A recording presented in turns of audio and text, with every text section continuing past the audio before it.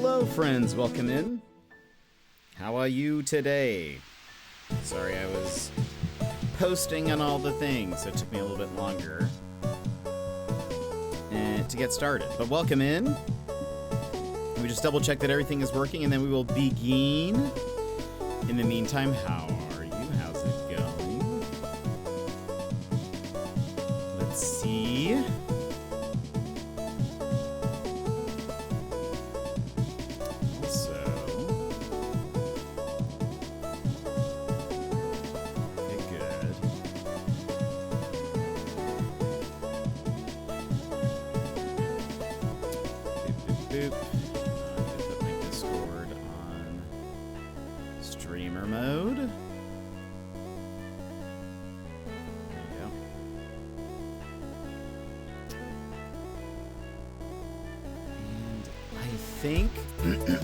Excuse me. I think... Are we good? I think we're good to go. Let me lower the music, though. Alright. And... welcome in, everybody. Sassy, welcome in. Hello, how are you? How's it going? Let me also... because we will be doing this again today. Where is it? Fishing is available for those who wish to fish. Hopefully, I think we'll be good today. At the end of the last stream, my Professor Layton game like froze, and I don't know what caused that. I have since freed up some space on my Steam Deck, and I messed with some OBS things. Not that that affected anything, but I also was just like, let me see if I can clean this up a little bit. And so I think it should be running fine. I also set up, because I had not done this previously, I set up some hotkeys for things like save states and whatever. So... because what ended up happening is the game froze and ended up losing a bit of progress. So now we should be good. I will have a quick way to save everything. So that's excellent. So we don't have to worry about that. What else? Anything else going on? I feel like there was some news or announcement that I was going to make, but I have since forgotten. Oh, the first fish of the day. What'll it be, Sassy?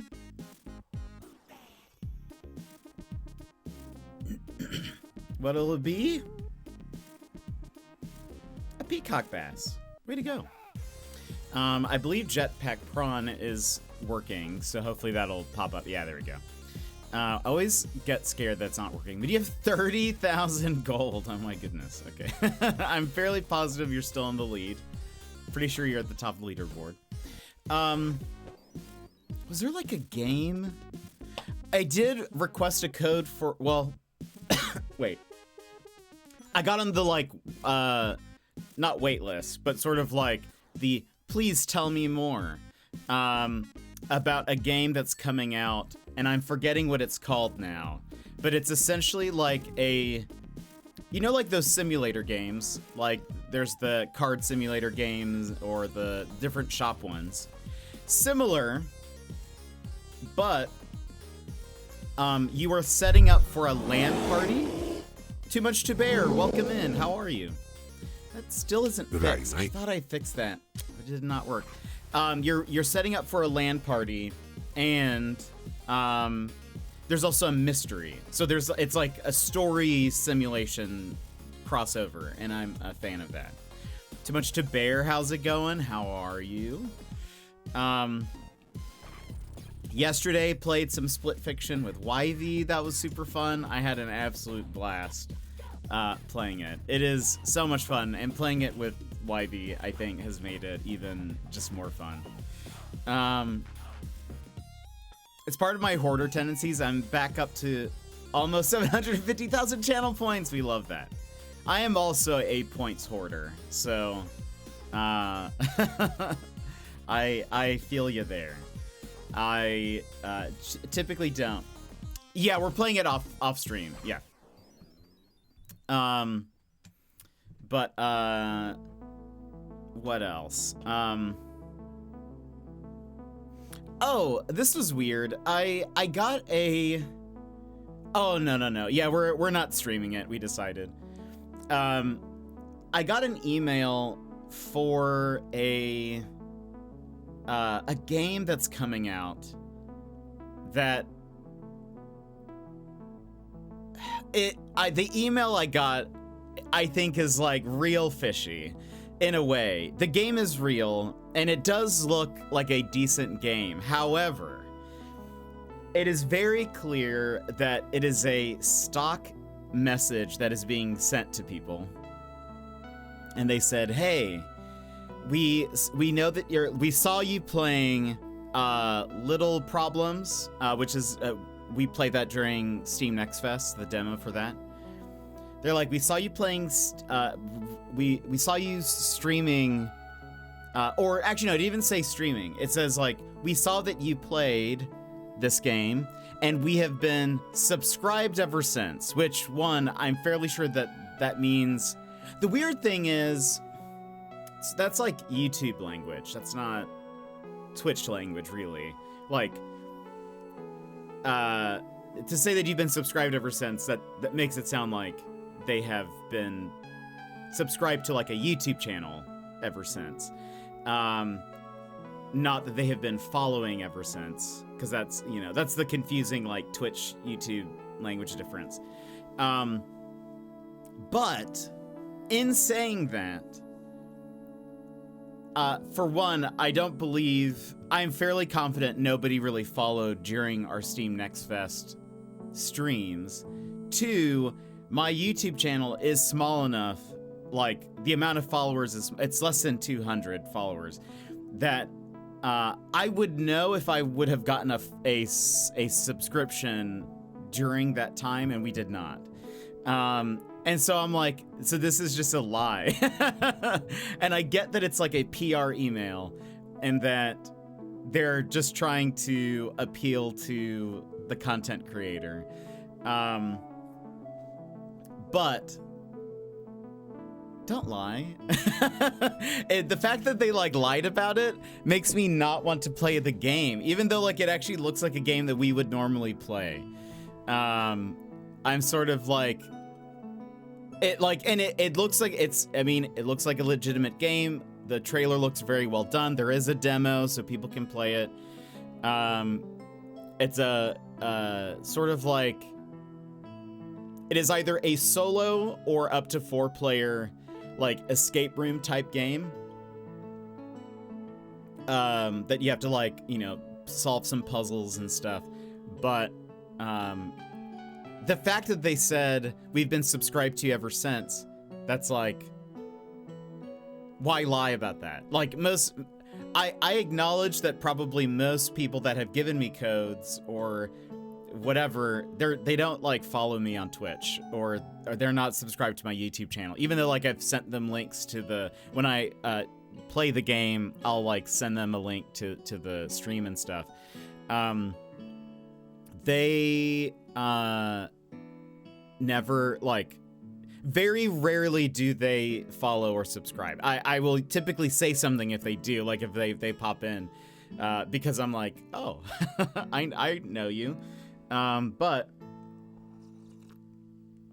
one, I've never, like, this is the first interaction with them. Like, this is not like a normal, one of the normal like PR people that I have interacted with. So this is like a blank email, but they for sure are not following me. Like I would know at this point. So I was just like,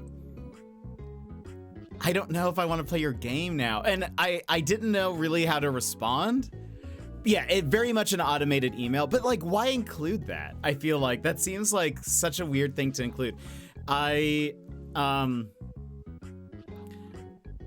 have been trying to figure out how to respond, because part of me is like, I am interested in the game. Like, it does look interesting, though. Again, the fact that they would just say that and lie doesn't make me feel good. So would I want to play this game now? And then also, do I say something about that?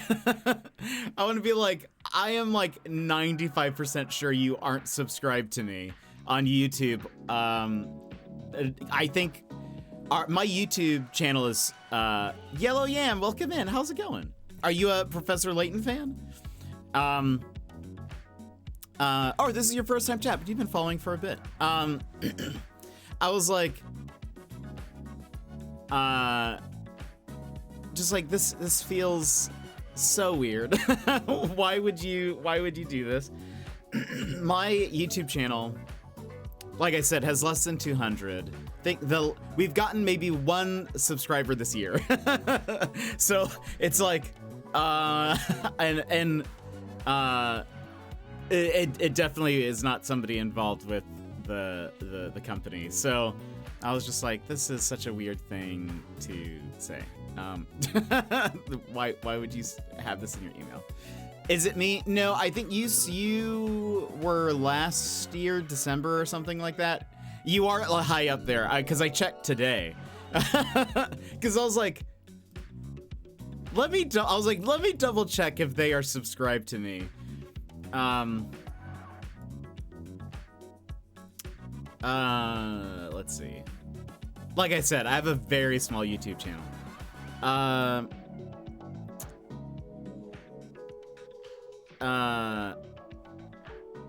Let's see. Sort by.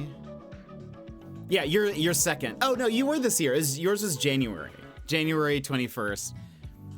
The other person was actually in February. So early February, before Steam Next Fest. So, I'm like, why lie about this? Because I know after I finished Rebirth. Oh yeah, that's right. Yeah. So yours, you're the second to last follower. We've had two subscribers this year. Seems like a bit much. Would have made more sense for the dev to just pop into some streams as other devs did. Yeah, well, again, it just feels like, because I think it's definitely somebody who works at the studio. I don't know like what their role is, if it's just like maybe they just do PR or something. But like most of the people who have like given me codes or have interacted with me in the past, they like most of them are not following me or subscribed to me on YouTube for sure. I feel like probably none of them are subscribed to me on YouTube because I don't typically give them my VODs link. I will like, if they need access to the VOD, I'll give them that because that's like more permanent. That's a more permanent link than my Twitch, but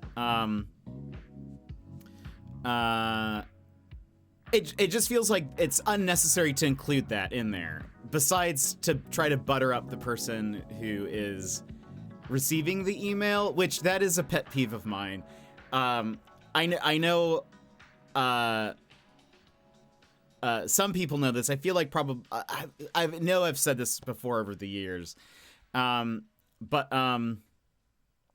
I am like not somebody who likes flattery, or like I'm not a big words of affirmation person. There's like very specific situations where I accept it, and that's usually I'm very good friends with this person and they are very busy. Then I will accept words of affirmation from them because that's like the only thing that I'm able to sort of like receive at that point. But I'm just not somebody who likes like fluff or flattery or there's another word for it that I'm forgetting, but like because it's not genuine. And it's just like it also, I don't know. It just doesn't mean as much when somebody says a compliment in general. But like, so like part of me is like, why include that in the email? Just don't say that. Just like, I don't expect that from, like, any of the PR people that do, because, one, I'm a smaller creator, and two, like, they probably interact with people who are much larger than me. So it's like, there's no point in, like, I don't know, I just don't expect that. Emmers! Are you streaming right now, Emmers? I feel like I got a notification, so if you're streaming, I hope you're having a good stream. So let me see if I can... It bugs me that the emote wall does this. Maybe I'll have to look into something else besides stream elements. But, anyway, yeah, like I can tell... I could probably name some of the PR people who have followed.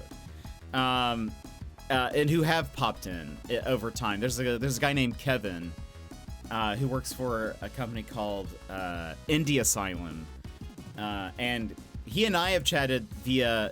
We used to chat via Twitter, but now Blue Sky. But he has popped into the stream like once before, and when he did, I was like, "It's you!" I was surprised because I don't really ever see those people pop in. So like. I don't know. I just felt very like, why are you saying this? Don't say this, please. Despite, I will say, the game that they were talking about did look very good. And it did look like a game that we would play, but now I'm sort of on the fence. Like, because, like, I don't know. Obviously, it's a very cookie cutter message. Because they said subscribe, which is a YouTube term. They definitely did not subscribe on Twitch. So, I mean, like, again, they could have meant follow, but again, that's like, it's still not a tailored message. It's very whatever. At least make it look personal. You know, like if you're gonna say that, at least make it look somewhat personalized. Oh, that's awesome. Oh, well, I hope that's going very well.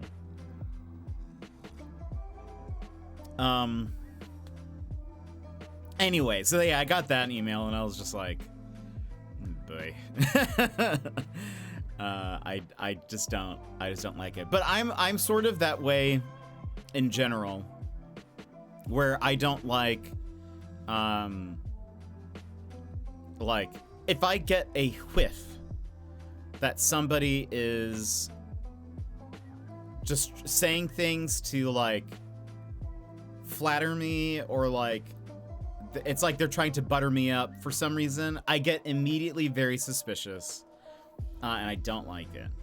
That is one way to immediately get put on, like, my suspicious list. Very easily will I be like, what do you want? I do not trust you now.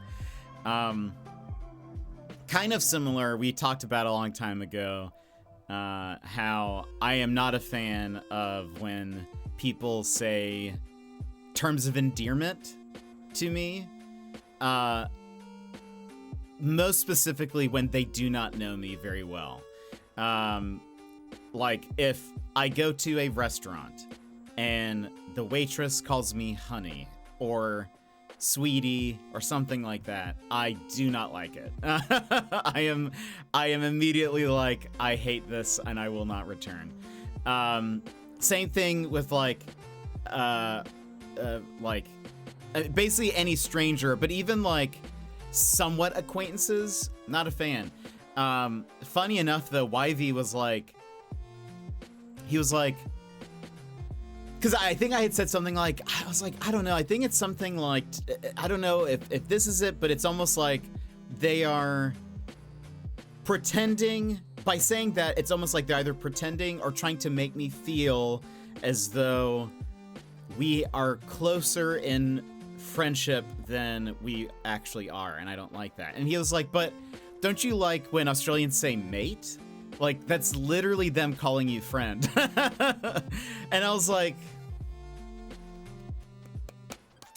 good point. I don't know how to explain that. I then said, I was like, mate's just so exotic. And he laughed. So I don't really know. Don't call Jet Sweetums. No, please don't. I generally don't say anything about it, but I will take note internally. It is more of an internal like, I don't like this. Makes me feel really awkward. You see, I agree. I don't like it. And I think I'm just also very clear cut, like, well, we're like, I think internally I will be like, I am not your Sweetums. or, you know, if somebody like, if I'm talking to like a salesperson and they start calling me buddy or friend or whatever, I'm like, I'm not your friend. This is a business transaction.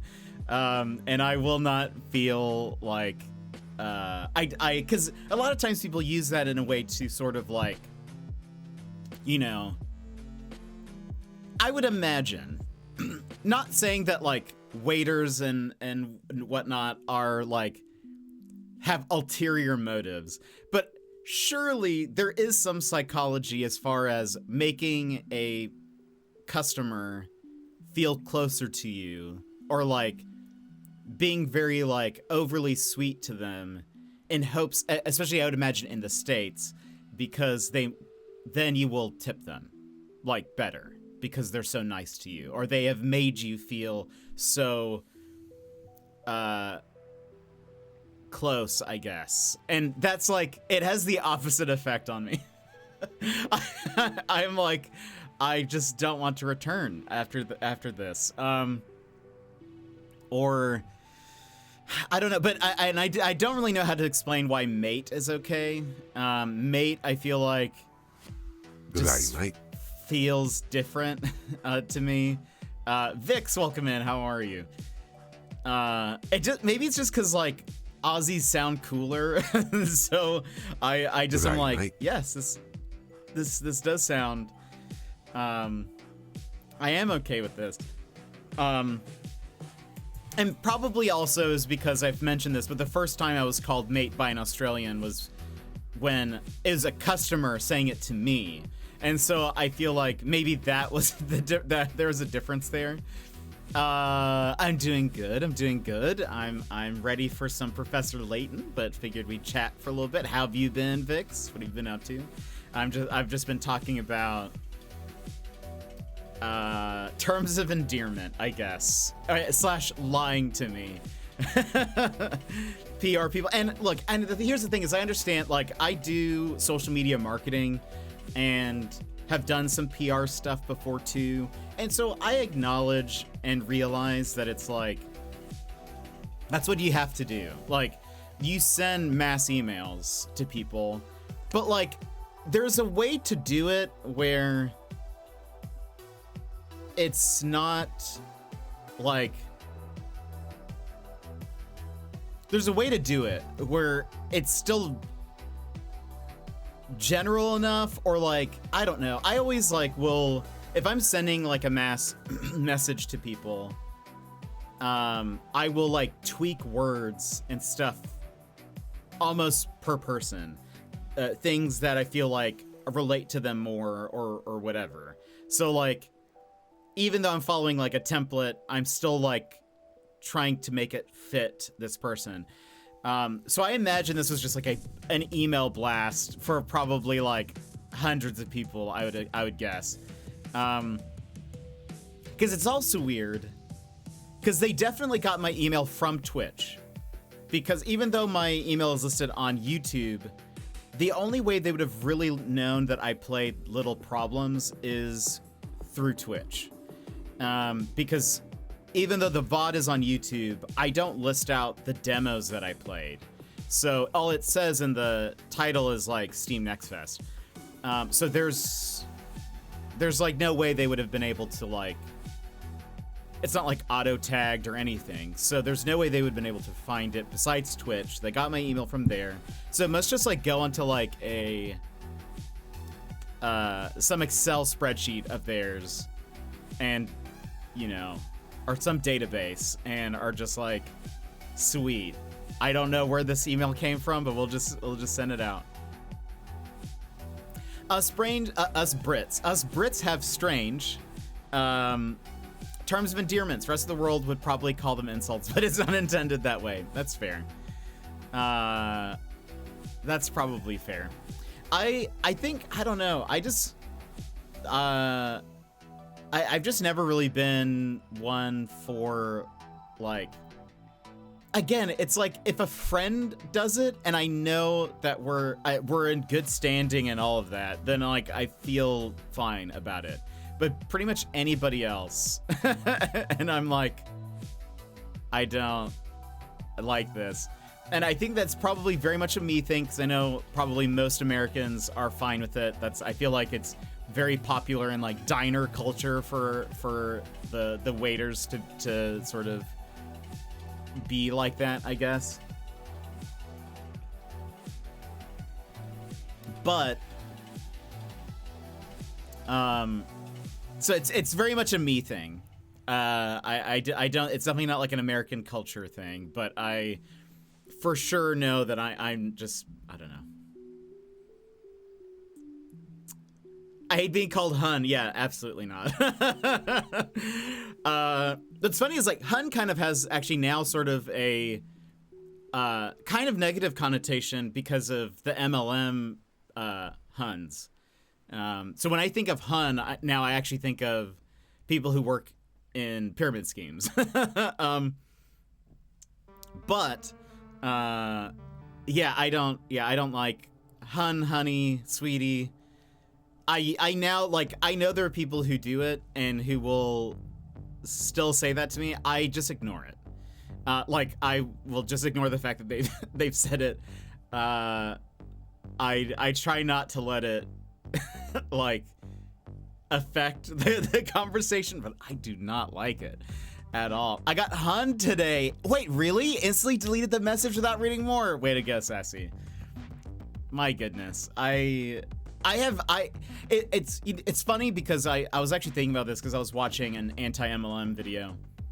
And I was like, I've actually not really been messaged at all. Though I have been, someone once gave me their card when I worked at Best Buy. And I didn't know what it was, but I was just like, again, very much, I'm very suspicious of people. So I was just like, no. They were like, here's my card, blah, blah, blah. And I was like, I'm definitely not gonna use this. But I was like, I've not been really messaged, not that I want to be, messaged by like anybody that works at an MLM. And then I sort of realized, I wonder if it's because I know Hannah Alonso, who Sassy and I have watched the same anti-MLM creator. MLM stands for multi-level marketing, AKA a pyramid scheme. And we've watched the same person. She has mentioned the statistic that it's like, what, like 80 to 90% of people working in MLMs are women. And so it makes sense that probably the people who are being pitched, because a lot of the MLM companies are also like makeup or like women's fitness clothing or whatever. Like it makes sense that I have not been pitched anything. But anyway, so I can't. I've thought about it though. Like, what would I do if I got sent an MLM message? When Square makes me laugh, for instance, I'll say he's an idiot, but I don't mean he's an idiot like in terms of intelligent. It's the same way Americans say shut up, but they don't mean shut up the way. Yeah, exactly. I think Americans also can do that. They'll call someone a dummy or a goober or a nerd or whatever, and it's a term of endearment, I suppose, in a roundabout way. That is also another thing where that's like, I generally only like that from people that I know. But I was actually explaining to I think this is also YV. Was it? I think it was. I was talking to Ivy about how banter is a lot different in the US as well, like in comparison to Australia, from my experience with Australians. So not to generalize, but just from my anecdotal experience.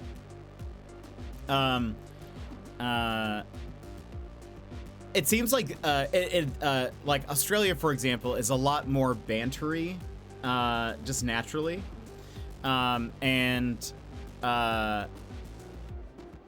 Like, even with sort of like strangers, it's common to see people maybe like do those sort of like insulty jokes, even to someone that you don't really know. And it's sort of balanced well. There's some nuance there and all of that, but it's like kind of common there. Whereas, I feel like, here in the US, it is a lot different. I think people do banter, but I find that it is more like encapsulated in your friend group and like in your,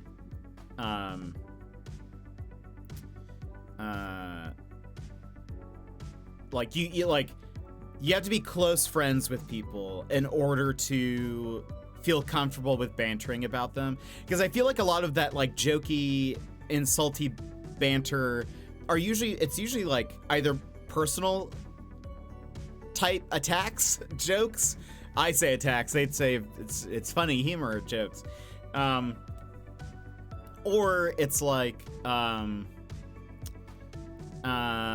things about you, like physically or what you're wearing or whatever. But it's like, I find that in general, this is not always the case, because again, America is quite broad, but I would say generally speaking, in the US, we're sort of taught not to make fun of people, like their appearance or things about them that make them stand out in some way. I find that is generally not, it's generally taught that you're not supposed to do that, or that if you do that, that's a bad thing. That is a negative thing to do. However, it is like comfortable if that is you are close friends with that group, then you sort of have that permission to do so. Again, that is not always the case, and some people do like that humor and prefer that humor and are like that. Like, I think because we were talking about, like, I was saying, like, if I didn't know somebody and they made some kind of joke about my appearance or something about me, I would be like, oh, this guy's a jerk. Like, this, like, this isn't funny. Like, this person's just being mean. And we would not be friends. That would not, for me personally, that would not be a way to get on my good side. So, like, it's interesting how cultural differences and like humor and stuff even kind of depends. But I was trying to explain, I was like, but like, I think like I would more likely accept that from somebody I was incredibly close friends with, because I know where we stand, versus if a stranger said something about that, I would be like, why are you trying to fight me? why are you trying to start a fight? My principal tries to do that and fails every time. Yeah, I don't like that. I'm not friends with my principal. Like, I wouldn't ever hang out with her, so stop trying to act like, yeah, that is also, I've never really wanted to be friends with coworkers. I've never been friends with my coworkers. Some of them seem very nice and you know, whatever, but like, I like a separation there, so I don't ever really try to do that. But like, what does your principal say, Sassy? I think from what you're describing, Brits are similar to Australia in terms of the joke. Yes, I've actually heard that like there is a lot of similarities in humor And even like bantering styles and stuff. I don't like being mean to just anyone. I have to know someone well enough to allow myself to do that, but that's not a location thing, I don't think. I think it's just a personal thing.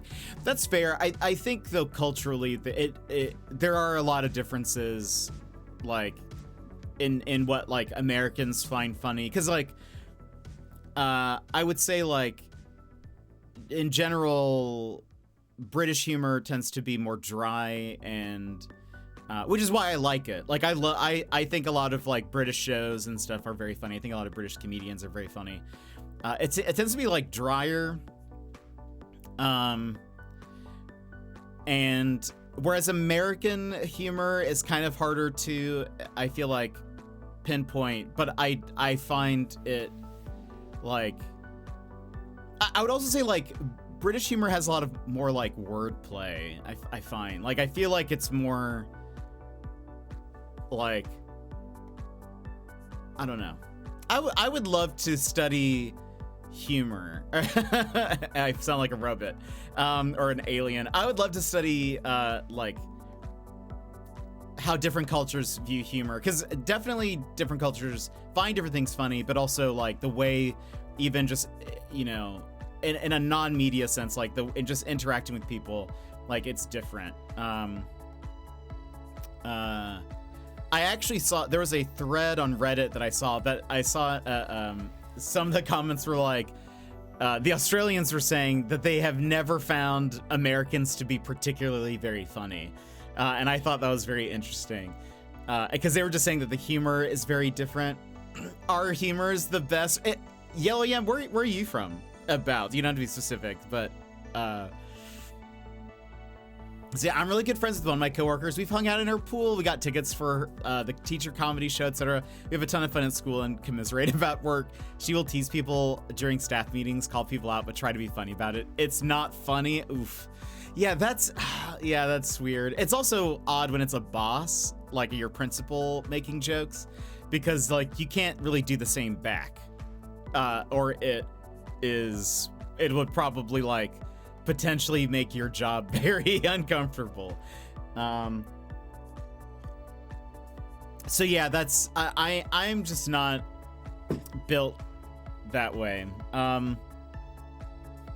But like I find that like as I get to know people, I definitely am much more comfortable with them bantering and making those like, you're in the UK. Oh, very cool. Nice. I do love like British humor. I love a lot of the panel shows.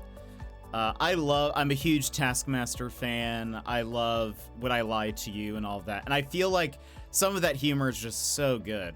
I love so many of those comedians, but yeah, I feel like people in the way they banter and all of that, it's very interesting because I think it's different. And again, I think Americans, we're just sort of taught that you're not supposed to joke with people about that stuff. Whereas I find like it seems like a lot of the Aussies, at least, that we know, we're friends with a lot of Aussie streamers and Aussie communities here. And I learned that they're my viewers. They're the top 3. I feel like it was like America, the UK, I think, or maybe it was Canada. I can't remember. And then Australia. So I was like, yeah, we're moving up. But it's like seeing them banter back and forth. It feels like, you know, a lot of the jokes are very like about something about them, or like kind of making fun of them in a way. And I know if I first get into a group of people and that's how they treat me, I will pretty much be like, why do these people hate me? I do not find this funny. Let's see, right. And as it is, if she doesn't like something you've done, she will find a way to retaliate. Yeah, well, and that's the thing. I would definitely not be joking around with the principal because I would just be very uncomfortable. See, I don't find many comedians funny at all. If there's any I do like, I prefer silly humor. Do you know what I mean by that? Square I'd consider similar. Yeah, for sure. Over stand-up comedy, but specific sitcoms I don't get The Office or The In-Betweeners, but I love Friends and Frasier and The Big Bang Theory, for instance. Oh, that's very interesting. Yeah. Oh, that's yeah, that is. I have never seen The In-Betweeners. Frasier's great. I would say the funny thing is I would say that Frasier is a very British American show. I find Frasier to basically be British to me. Would I Lie to You is great though. Would I Lie to You is fantastic. I love Bob Mortimer. He is my favorite. He's a great guest. Like, my one coworker could tease me and I'd be fine with it, but I know I could tease her back. Yeah, that for sure. Yeah, Niles should be British, in my opinion. His sarcasm is spot on. Yeah. Yes, I find that it is the most British, like, American sitcom. That's very funny, like, because I actually don't like Friends or Big Bang Theory, really. There was a time where I watched Friends for a bit. I don't know, like, I think there are things now, looking back, that I'm like, that was, like, there are some funny jokes that I think about still. But, like, as a whole, I don't know if I, like Friends, if that makes sense. But, I don't know. I tend to watch, like, I mean, comedy shows now, like I mentioned, I watch a lot of panel shows, but, I'm trying to think. Like, I love Psych. Like, Psych is, you see, you know, Vix, you might like Psych, because Psych is pretty silly, I would say. But it's also very, like, I tend to like, I think, humor where it does feel a bit, like, elevated in some way, and I like Psych's, like, pop culture references, like, the fact that they, like, reference a lot of TV shows and movies and stuff, that's always very interesting to me, as well as, like, there are word plays and, like, I think jokes that could go over your head, and I feel like, I don't know if this is where it comes from, but one of my favorite movies growing up was the movie Clue, and that basically describes the movie Clue. There are so many jokes that, like, despite the cast being American, despite Tim Curry, right? Is he the only British person in there? I think so. The humor of it, I feel like, seems very British to me. It's like drier. A lot of the jokes are like, if you're not paying attention, they will just completely fly by you. I could see somebody watching it and being like, this is not a funny movie, but you, like, really have to pay attention to what they're saying. And I grew up watching that probably way too young, but it was always on Comedy Central. And so I have seen Clue so many times. And I think that sort of shaped my humor a little bit. Like, I remember appreciating, like, trying to figure out what the jokes meant, and, like the more and more I watched it, I just appreciated more and more. So I feel like I kind of like that. I do have one ear butt in, so I don't miss Layton. Emmers, you can focus on your stream. It's okay. Friends is okay in snippets. Same with Big Bang Theory. Never watched Frasier. Frasier, I feel like I would like. I have seen some episodes. I do not remember, like, anything of Frasier. So yeah. There is a lot of slapstick, I will say, though. Like, there is a lot in Clue. There is a lot of slapstick. There is a lot of, like, really cheesy stuff. But I kind of feel like that's more a product of its time. Like, that it was an early to mid 80s movie. Like 81? Didn't it come out like in 81 or something? Maybe it was a little bit after that. But it's like a mid 80s movie. So I feel like some of that corny cheesiness is more a product of its time. But, like, I will say, I have never been, like, a huge fan of, like, Will Ferrell comedy movies sometimes, or like of that era, that like early 2000s humor, I felt, especially of like American movies, I felt were very just kind of dumb, I guess. I don't know.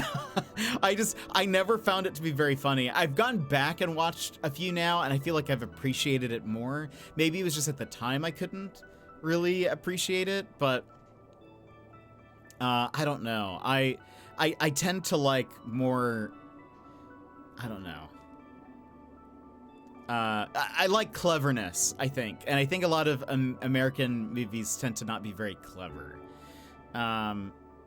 There is a great YouTube video that we'll have to watch someday.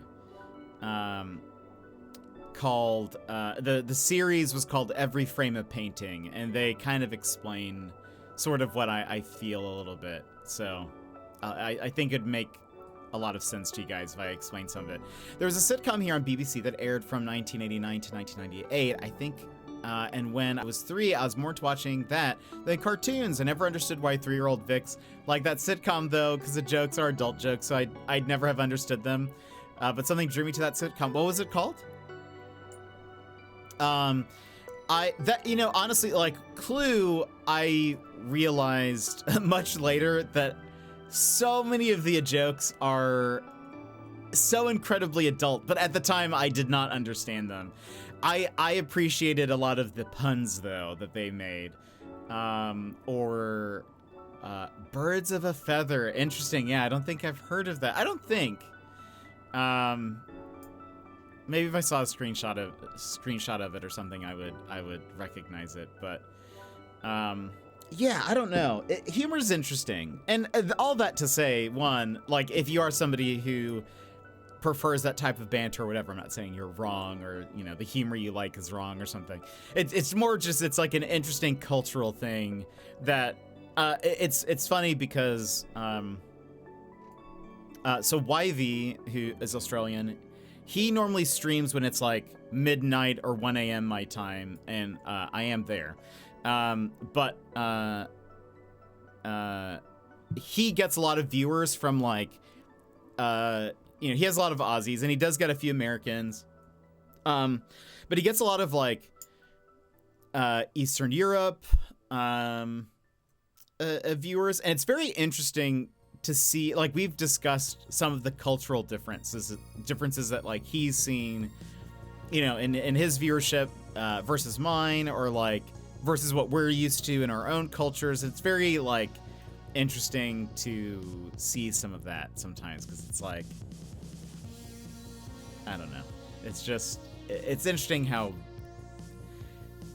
even though like we have maybe a lot of similarities, or we like a lot of the same things, sometimes the way we say things, or like, it's funny because like you'll find that maybe like a lot of people say Americans tend to be a lot more bold and upfront and a bit more confrontational, and I feel like that's probably very true. Curly, welcome in. How are you? Which made the movie the classic it is. The 80s. Clue is an incredible classic. I absolutely love it. I found out that Daz has not watched Clue, and I need to show it to him sometime. I need to have like a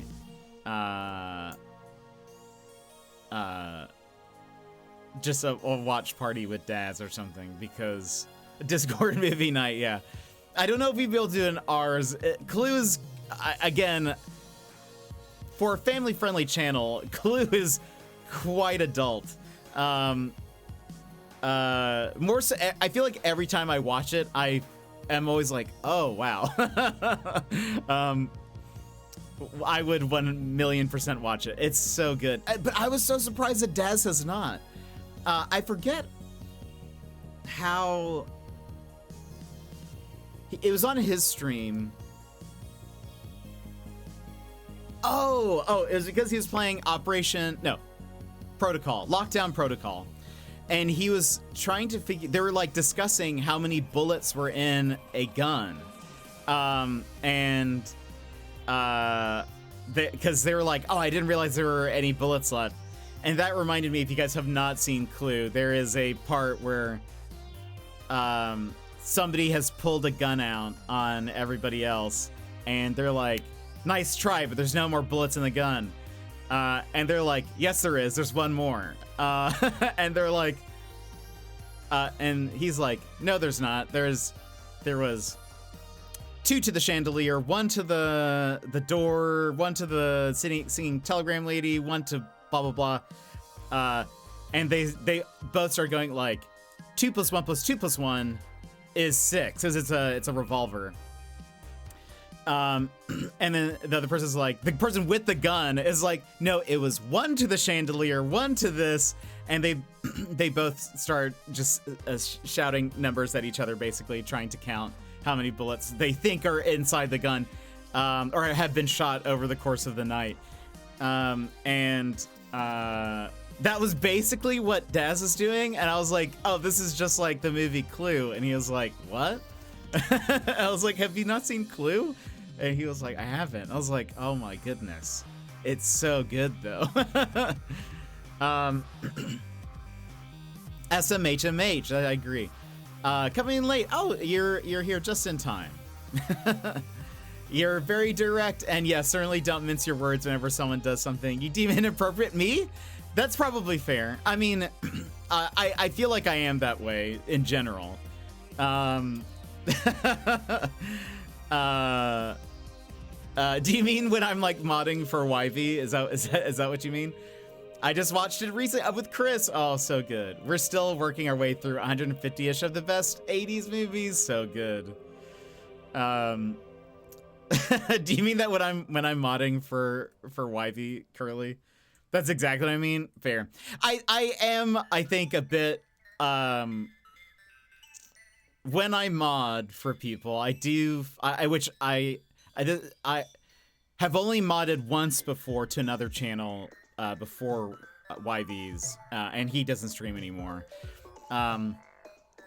Protective, yes, I would say to a degree, but also I feel like yes. I think protective is probably a good word. I think it's also like, I think as a streamer also I understand that, like, you know, we've had this conversation before, like YV and I have had this conversation with Wrath, that like, and here's how I see things, and we've probably talked about this before on this stream, but probably not particularly often. But the way I see things is like, as a streamer, one of your jobs is to create the environment that you want for your stream. And that involves also making sure that like what people say reflect sort of the value that you have or that you want for your community. And so I think in a lot of ways, when someone says something that's out of line, I feel like it has to be squashed. I feel like it needs to be squashed, or some sort of like, something needs to be addressed about it in some way in order to let sort of everyone know what you expect from your stream, as well as what you welcome and whatever. And whether that's like timing the person out, whether that's the streamer saying, hey, we don't, you know, want that, or we, or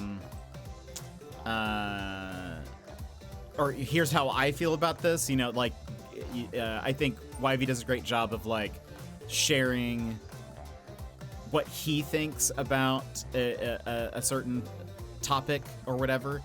I feel like, so yeah, so I find myself at times probably protective, but I think it is, you know, making sure I sort of see my job as a mod in his channel to welcome people and make sure people feel welcomed and respected and whatever. And so if someone says something that I find to be a bit borderline, or beyond, I will usually remark on it in some way.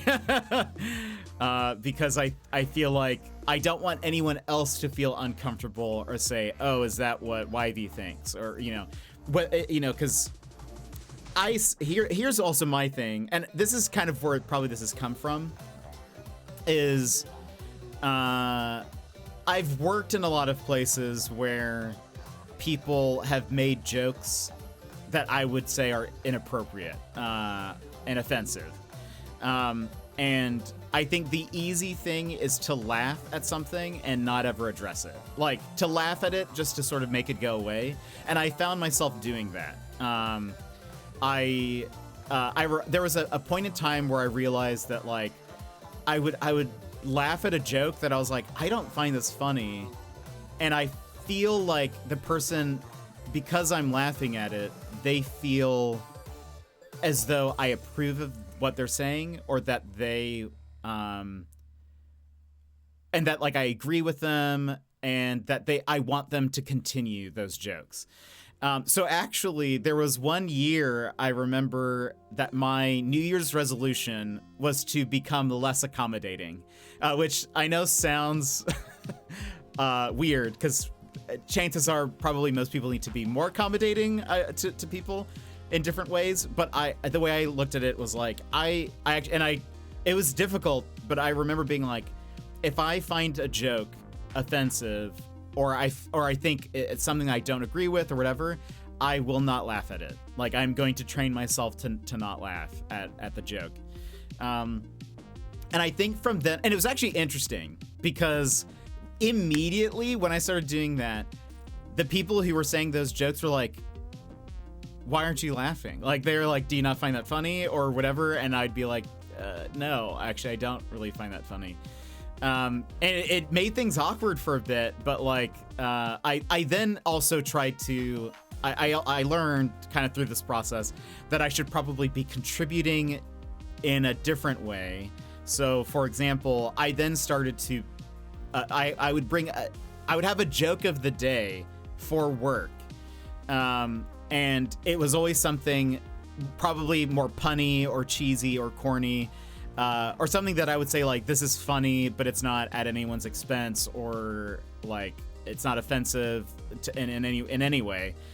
And so, like, that was also then my way to sort of contribute, like, okay, I don't find this funny, but here's something I do find funny. At the time when I started doing that, people actually did not like that. They kept on saying that they hated my jokes and whatever. At a certain point, though, they got so used to there being a new joke every day that they started asking me what the joke of the day was. And they would always then, like, roll their eyes or shake their head or something, but they kind of got used to it. And I felt like I preferred that. But I think kind of from that point on, and I will say, I think this, you know, full disclosure, I feel like at some point, there are people who do not like this quality about me. I think there are plenty of people who would say that I maybe am not very funny in this way, or that I do not appreciate humor, or that they would say I'm too sensitive or whatever, because it is not, like, because I will not laugh at a joke if I think something is offensive, or I will say, I don't think you should say that. Like, I will kind of, you know, bring it up. And it puts people on the spot. They don't like it, and I can understand why. I can understand that it is uncomfortable for them, and therefore some people may not like me because of that. But I think that's it's how I treat my own channel, and I think also, like, I think it's I have said this to YV. I'll catch up with chat in a second. I've said this to YV, and I think this is very true, that as a mod, I sort of see it as my job to be the bad guy. Also, I would prefer that I am the bad guy versus, like, YV being the bad guy, because I don't think that should be his place as the streamer. Like, I feel like the mods should be the one to sort of spearhead the, like, timing out and the banning and reminding people to follow the rules and all of that, because I think the streamer should be focused on the game and trying to be entertaining and talking with chat and whatever. And it's better if the mods can do that, because that way the streamer isn't put in a position where then like the viewer is mad at the streamer. Like, I feel like the mod should be a good buffer between the streamer and the viewers, in the sense that it's like, if something needs to be enforced, that's the mod's job, because the streamer should be trying to keep, you know, I feel like the streamer should like support the mods and follow, like if the mods choose to time someone out or ban somebody, to like side with them, or at least, you know, on stream be like, you know, thank you to our mods for you know, keeping our community, whatever.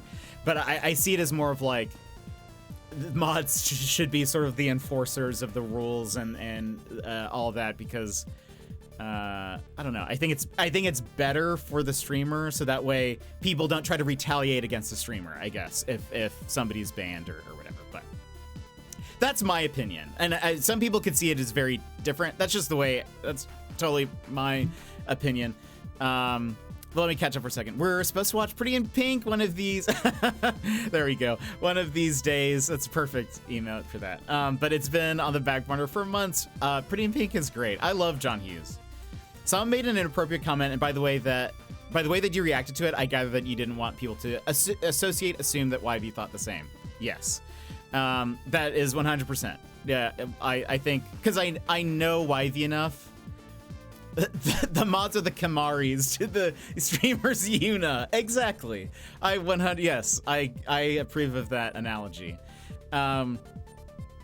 Yeah, and that's when I know YV, and I feel very lucky to feel like I know him generally well, and what he would approve of and not. Like, I mean, not. I would say our humor is very different. So there's some things that he for sure would be totally okay with and find funny, versus like if it was said at me, I would be like I take it very personally. I think so. There are some differences there for sure, but like I at least know, like, you know, generally what he thinks about different topics and whatever. I'm keeping everything very general, and so I feel like if someone says something that I find like why would you say that? I will call it out at the very least.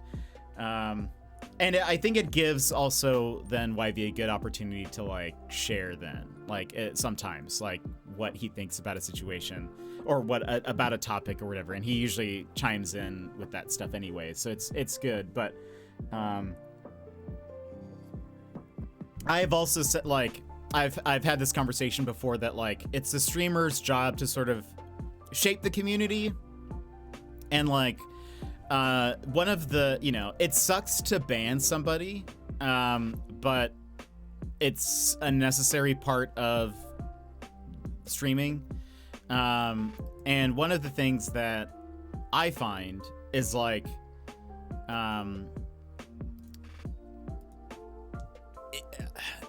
oftentimes, as a streamer, if there is somebody in chat who is making you uncomfortable because of something that they're saying,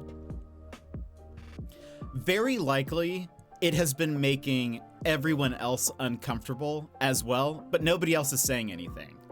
And mostly because it's not really anybody else's... Viewers generally are not in the position to, like, start drama, I guess, or like, or to start causing conflict, I guess, in chat. You generally don't want that. And so I would imagine there are plenty of times where, you know, someone has been saying stuff, everybody else in chat is uncomfortable, and chances are they're just gonna start lurking or they're gonna stop watching, while, you know, a certain person might be in chat or whatever, and because of either what they're saying. And so if you don't like address that stuff, if you don't sometimes take the proactive method of then like either banning somebody or whatever, like, you might be affecting your community by keeping them around, and trying to just keep everything peaceful, quote unquote, by just not wanting to ban anybody, not wanting to offend anybody. But chances are it's like everyone already feels uncomfortable at this point. But just nothing is being done about it, and nothing is being said about it. And so I don't know. There have been times where I've had to ban people because I've just realized like what they're saying has been making other people uncomfortable. And so I don't know. I think when I'm modding, I'm sort of also keeping that in mind, I guess. Because again, I find like, I think my job is to, when I'm over there, is to like welcome people in and keep conversation going. And then also, yeah, maybe being the bad guy sometimes if I need to be. But I don't know. I also just don't like, I try not to suffer through people saying like uncomfortable things or inappropriate things or things that I would say this is a borderline, like either you need to explain yourself real fast or what, because I don't know. I don't know. And maybe, again, there are probably some people who would see that and be like, oh, Jet's not very funny, or Jet doesn't appreciate humor, or doesn't, whatever. Maybe you're right. Maybe I could very well be not funny. But I don't know. I would rather be on the safer side of things than, I would probably rather be overzealous when it comes to that, and then have YV be like, calm down a little bit, or like it's fine, than to be the opposite, where it's just like too permissible, I suppose, and then just letting everything kind of slide without even a question of like, hey, do we want people saying this, or is this making other people uncomfortable? Because I could definitely see, yeah, I'd rather play on the safer side, because I know that YV wants everyone to feel welcome there and to be safe there, as I do here. And so I think I want to make sure that if someone says something, that it's noted, addressed in some way. And again, whether they misspoke or need to explain themselves, or whether, what happens after that is a different story. But I don't know. I just like to be vigilant in my modding. But I don't know. That's my thought. Anyway. Sorry, I feel like that's probably not very exciting for most of you, or interesting, but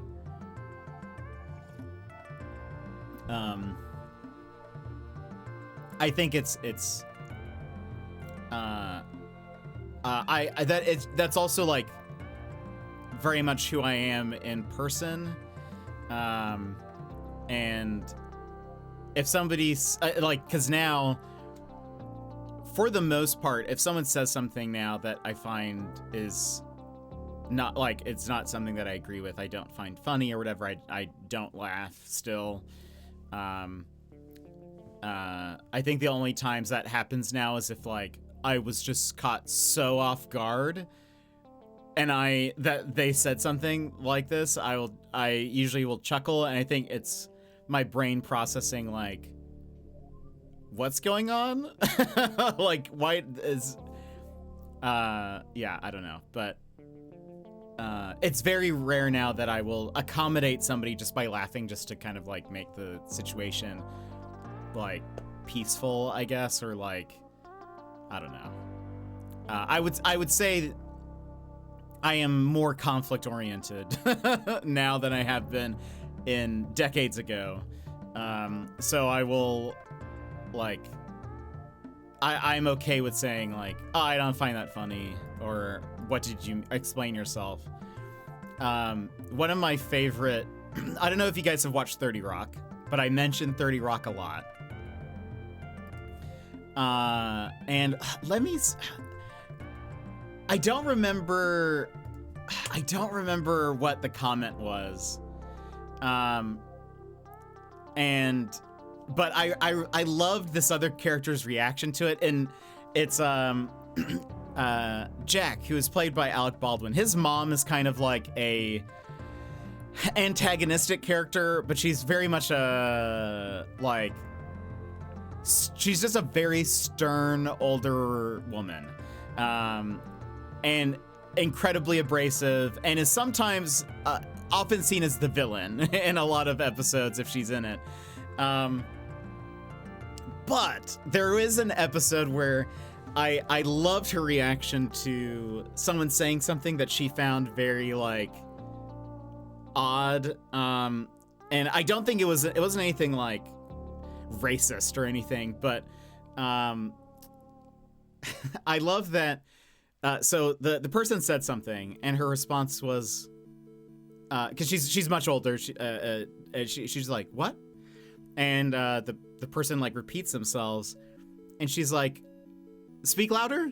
And the lady was like, turns to Jack and is like, oh, is your mother hard of hearing? Oh, like comments on that. And Jack's mom is like, no, I heard you. I just wanted to make sure you heard you. And I love that, and I have sort of taken that into my own.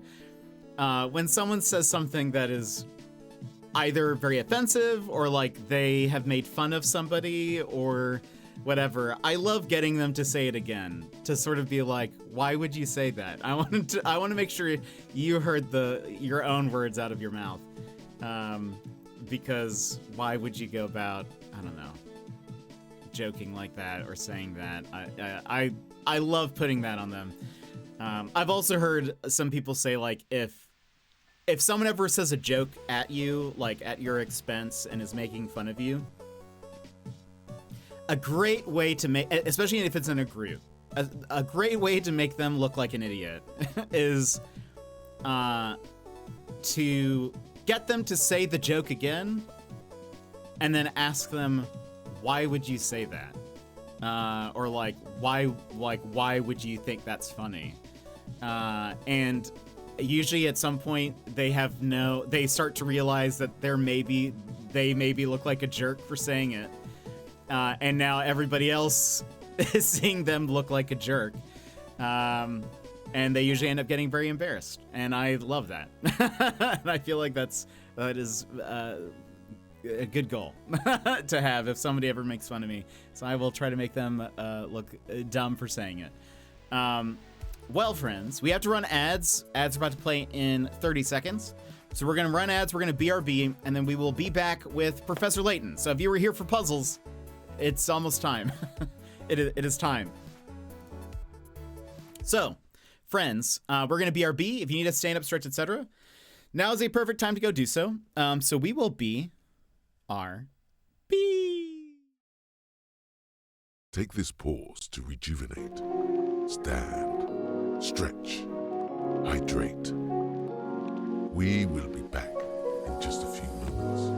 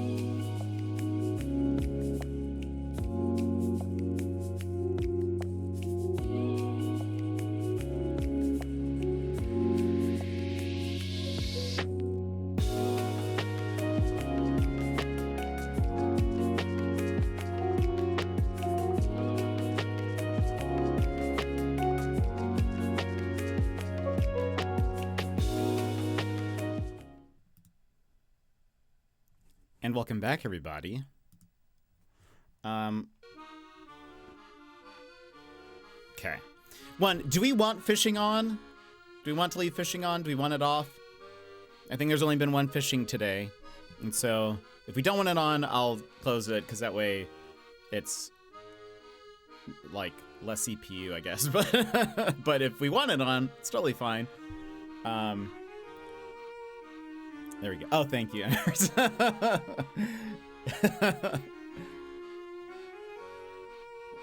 finish one more time. You can close it. All right. Or I'll give you guys at least. We'll see. I'll give you guys like 30 minutes. Oh, gummy worms. Oh, that's a special Halloween one. Oh, that's awesome. That one's like new. I'll keep it going for 30 minutes. If people want to fish, feel free to fish. If you don't want to fish, that's fine. I'll just close it after 30 minutes if nobody... If people keep fishing, great. If not, yeah. Does she have gummy worms right now? For those that do not know what's going on, this is Professor Layton in the Unwound Future. It is...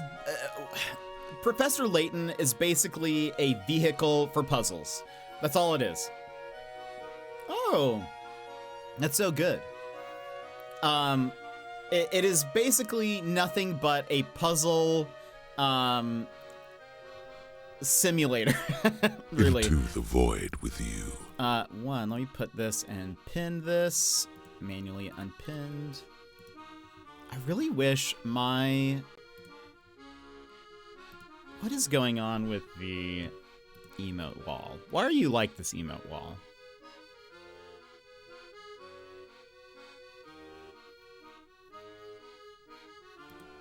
I'm gonna refresh the cache of it. Let's see if it helps.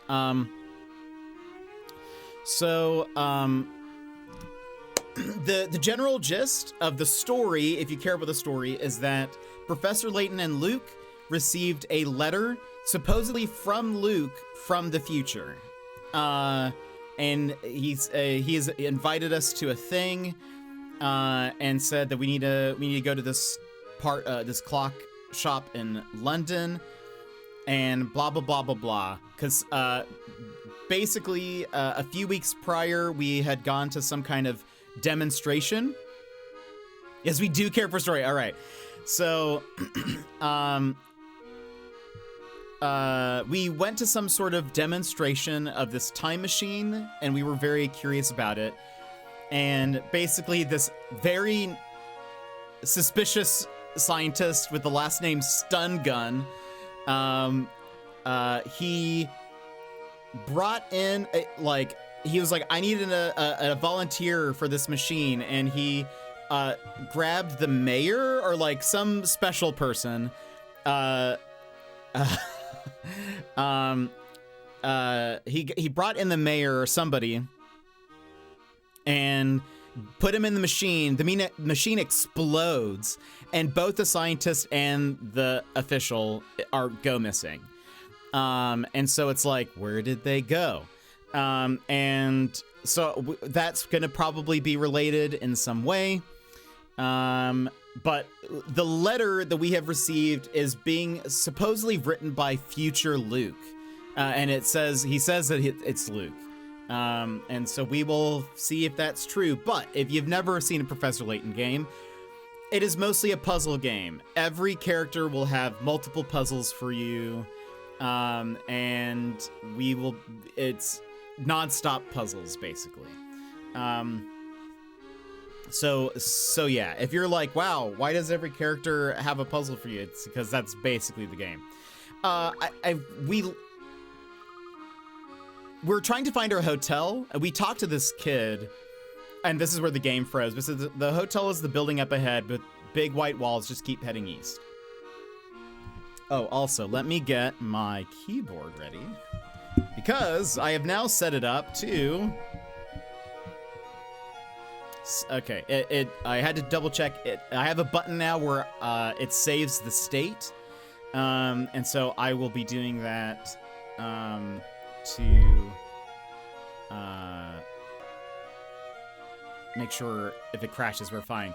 But Shady, welcome in. A jetpack Paul at this time of the year, at this time of the day. Localized entirely within my kitchen. Am I in your kitchen? How are you?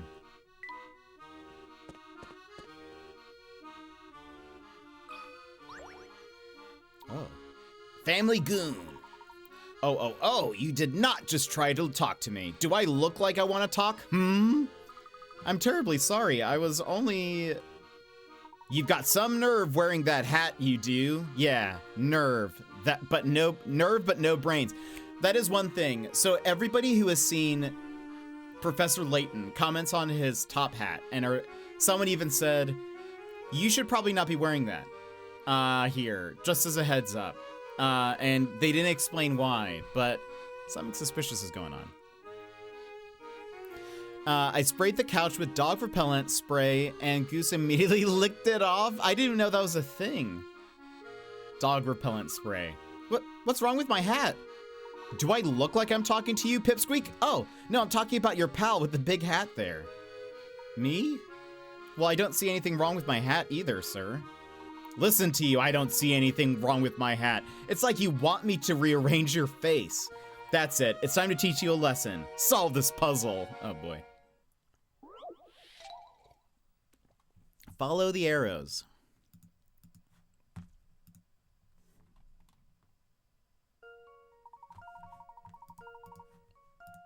There we go. This puzzle is super easy, it says. All you have to do is place each of the 7 cards, 1, 2, 3, 4, 5, plus, and equals, into the square that its arrow is pointing to. Oh, and one more thing, the equation created by the cards has to be valid. Okay.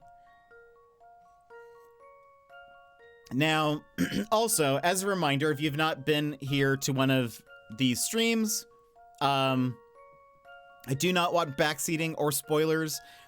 If you wish to discuss spoilers or the puzzles, you may go into the Discord. Into the void with you.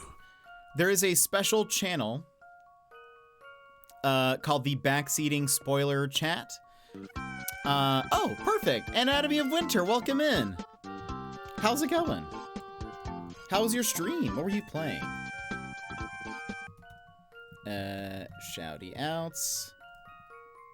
There we go. Obra Dinn! I love the return of the Obra Dinn. How are you enjoying it? I hope you're loving it. I absolutely love Return of the Obra Dinn. I recommend it to so many people. Winter is here, and so is Anatomy of Winter. This cozy streamer brings the warmth of games, chats, and maybe even some cats. From sailing the high seas and Bodie McBoatface to emotional roller coasters and Emotion Simulator 2025. Which game was that? There's never a dull moment. Grab a blanket and enjoy and join the fun. Anatomy of Winter and friends. Thank you so much for coming in on the raid. I have a short little raid video for you. Enjoy.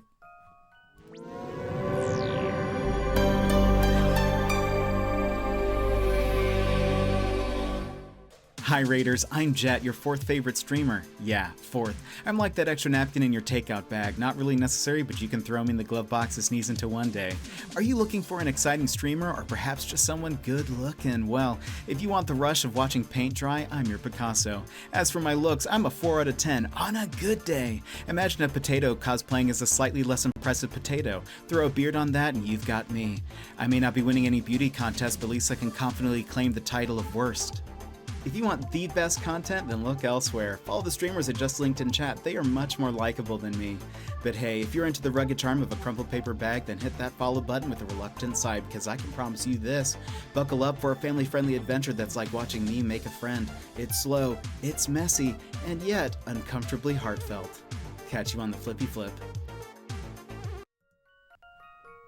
So welcome back, everybody. I hope you had a wonderful stream. Gilmore, welcome in. Also, hello, how are you?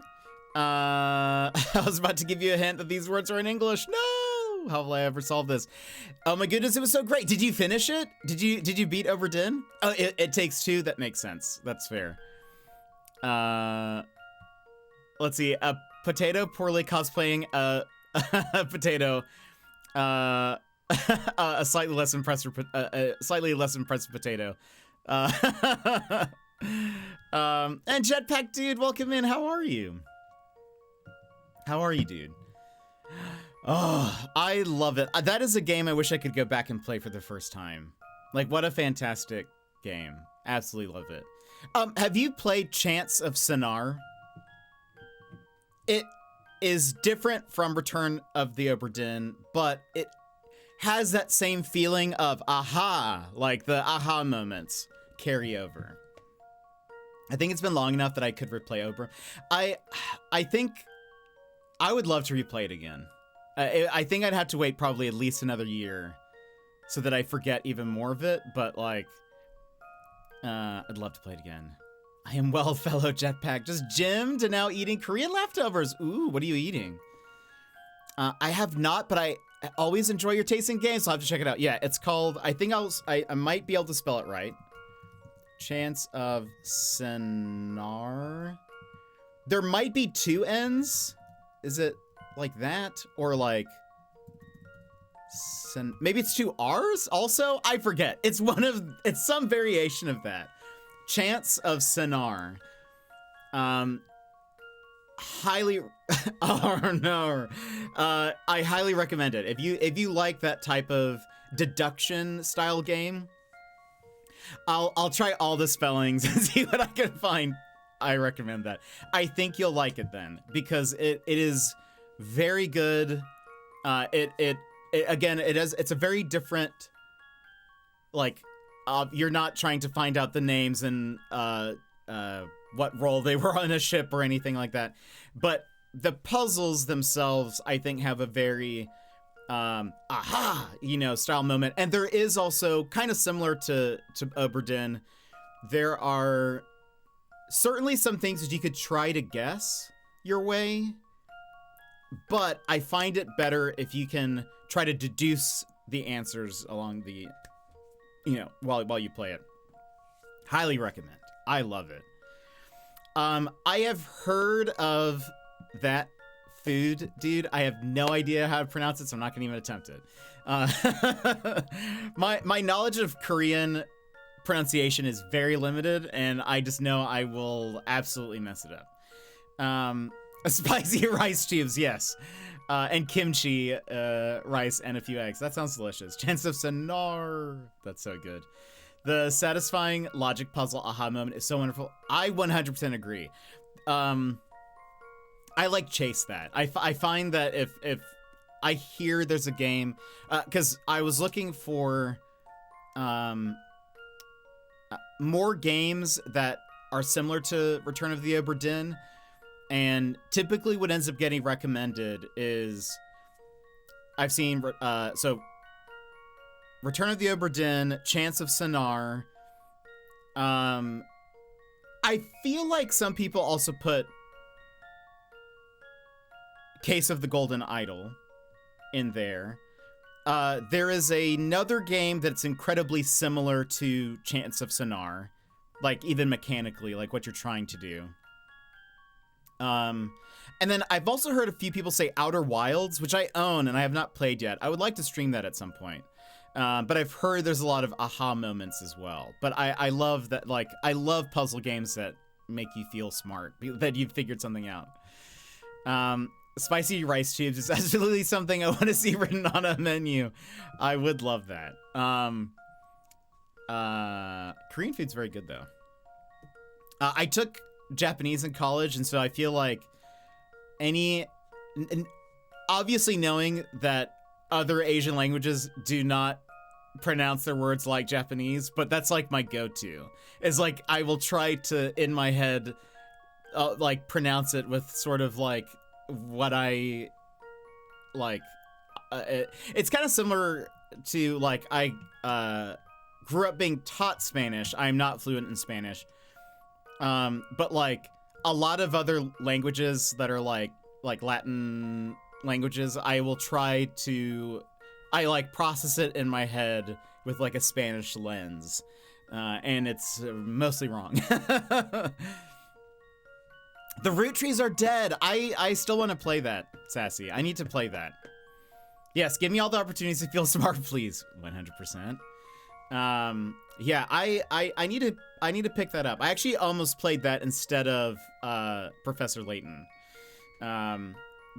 Because I was looking for something, but I was like, I think Professor Layton is going to be one that, since we've played the other ones before, and they've, you guys have responded well to them. I was like, let's go with Layton.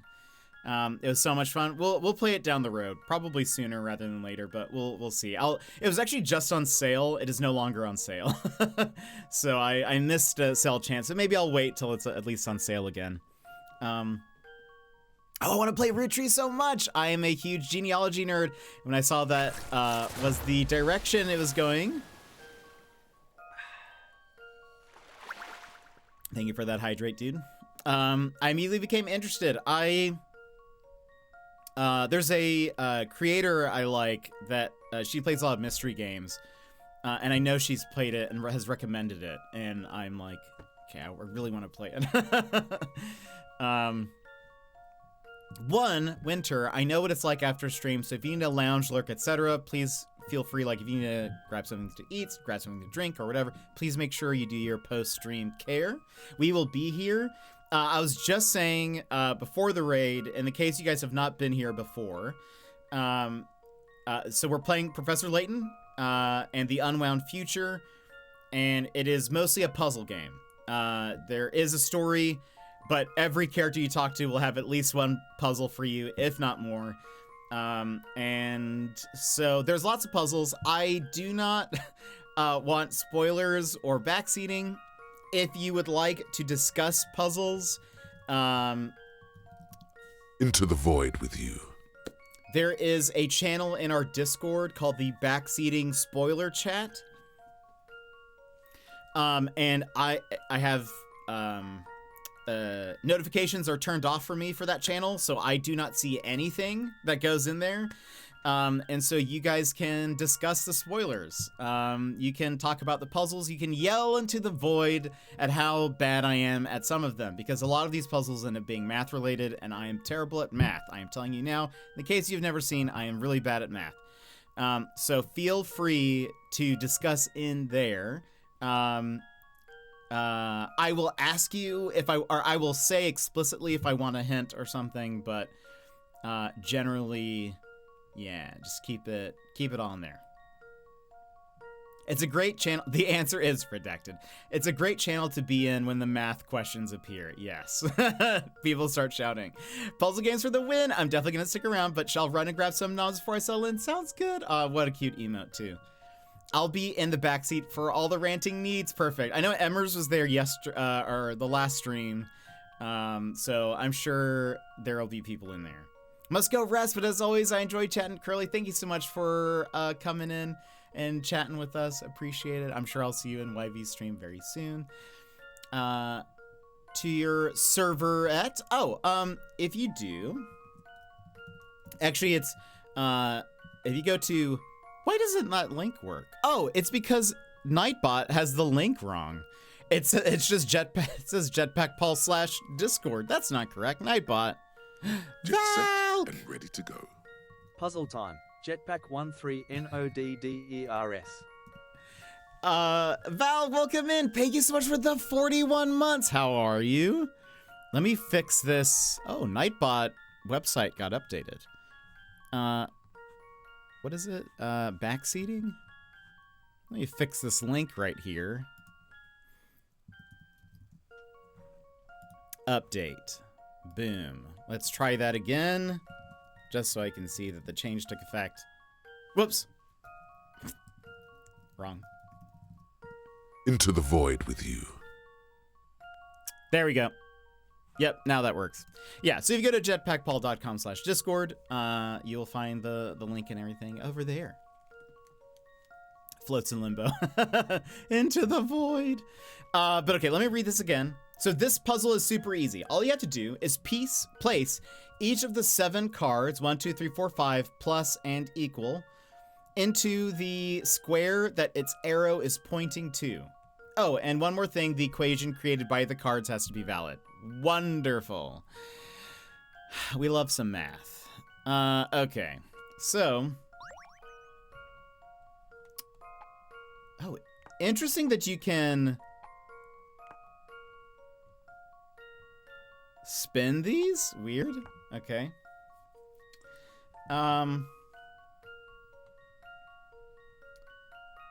Okay, I think 1 goes here. 3 looks like it's here. 2. That's weird.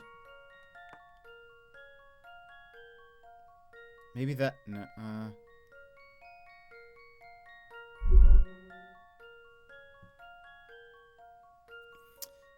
why would they cross all these lines? Let's see, I'm doing pretty well relaxing with tea and trying to get the last bit of my headache to go away. Oh, I'm so sorry you have a headache. I hope the tea helps. What kind of tea are you having? I'm doing well. It's been a good weekend so far. Yesterday, I played a bit of Split Fiction with Yvy, and that was super fun. I had such a blast. That looks like that's where the 4 goes, maybe. This feels all wrong. Why would they do it? Why would they do this to me?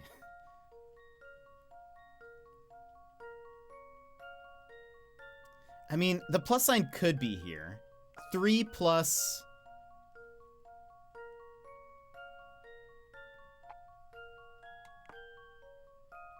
And it's going to be 2 numbers? That would be 44, but that's not how that's going to happen.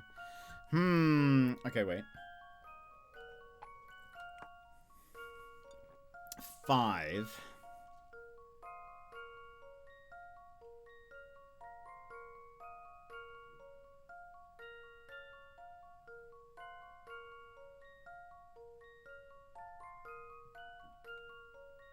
So that definitely doesn't make sense. What if I could turn the 1 into a minus? I don't think that would help me in any way. But 3.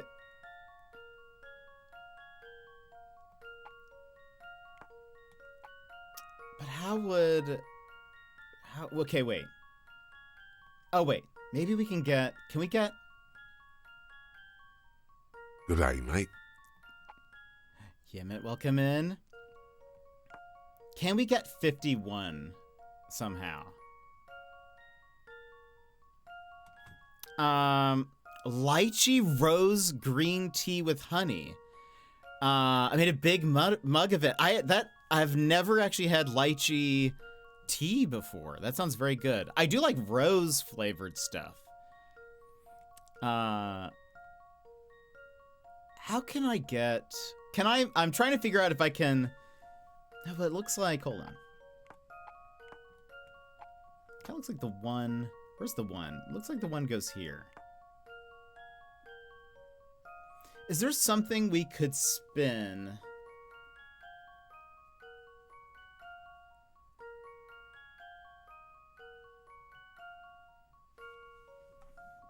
Hold on, maybe I'm making this harder on myself.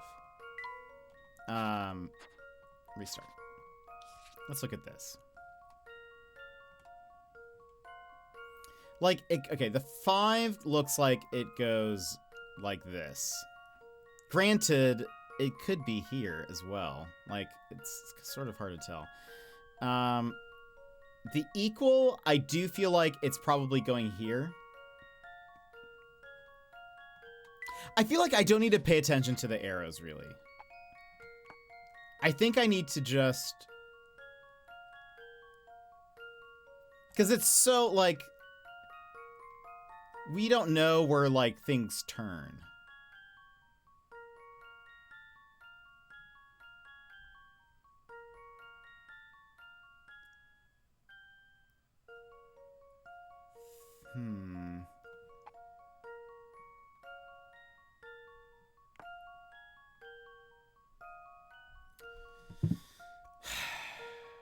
I might be a little too obsessed with the new Assassin's Creed game. Oh, how is that? I make things harder for myself on a daily basis. Same. I mean, the 3 does look like it goes there.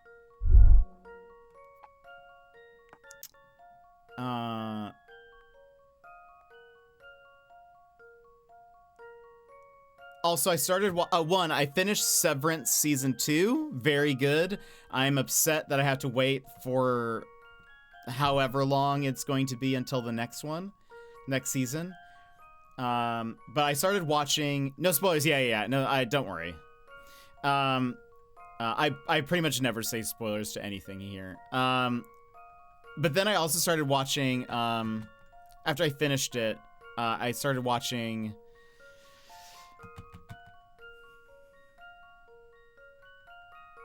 Reacher, season 3. I was like, I need to watch something. I need to watch something to just take my mind off of it. And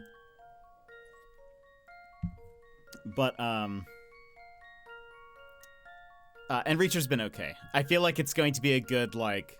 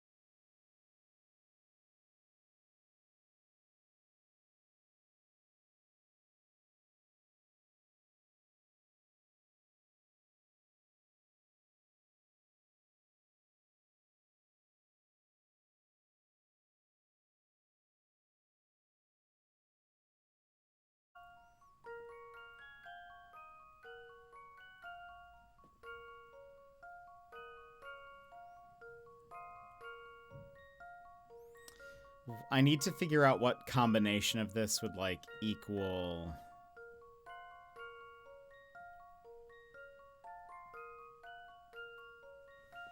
The thing is it can't be a... Like, it can't be something plus 40-something equals 40-something, because there's only one of each number. So...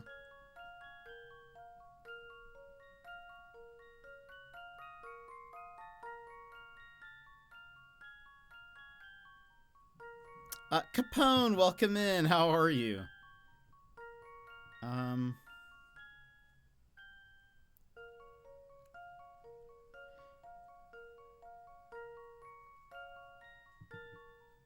Please no spoilers or backseating. People are in the Discord under a special channel to discuss the puzzle. We are having a party in backseating. I'll keep things to myself. Thank you, thank you. Have you played Professor Layton Into the in void the Unwound with Future you. before? Okay.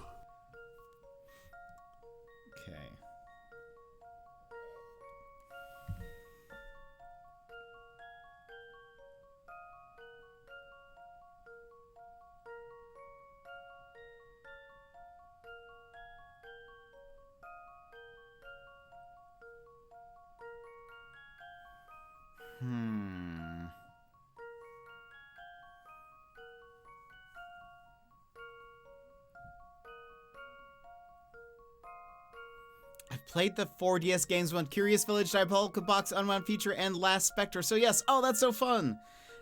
This is the third one I've ever played. I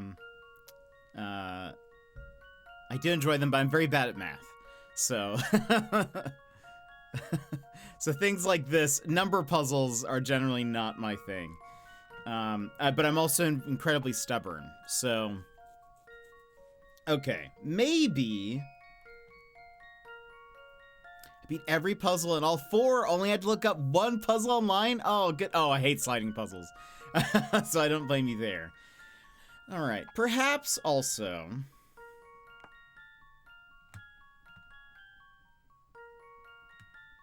Maybe this is a this situation.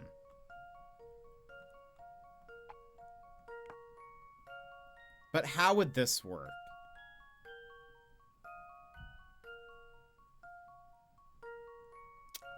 Three plus 4 minus 2 equals 5.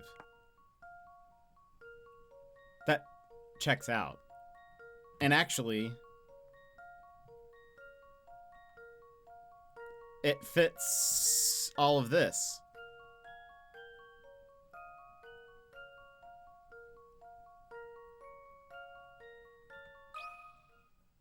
That should do the trick. Really? Well, that's settled. It's only because I figured out you could turn the pieces. Also, hello again. I had you muted because I was at work. I said hello earlier, but welcome in, Gilmore. A bolt from the heavens. Were you guys? What was the Discord like?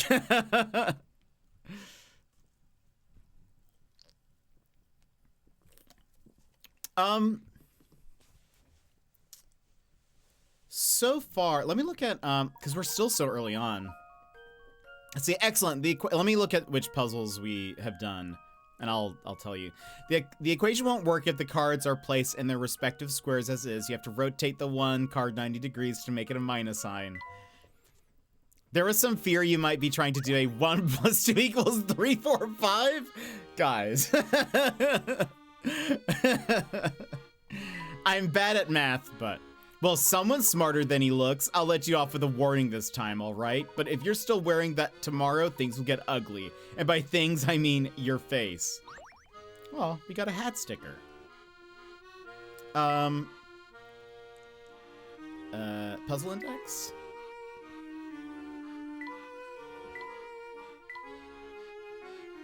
Wait, what was timepiece? What's the time? Oh, this one gave me some trouble. Because I just didn't process the fact that like, it had to be 6 p.m. Or 6. Because of the position of this. I was, like, trying to figure out if the numbers around the clock meant something. I would say the only other one that gave me trouble is this one. I did figure it out eventually, but, like, it just took me forever to figure out where this one piece went. But really, it hasn't been too bad. So I've played Curious Village and Diabolical Box. Those are the only other Layton games I've played. But I enjoy them. Also, where's our picture book? Because we now have two...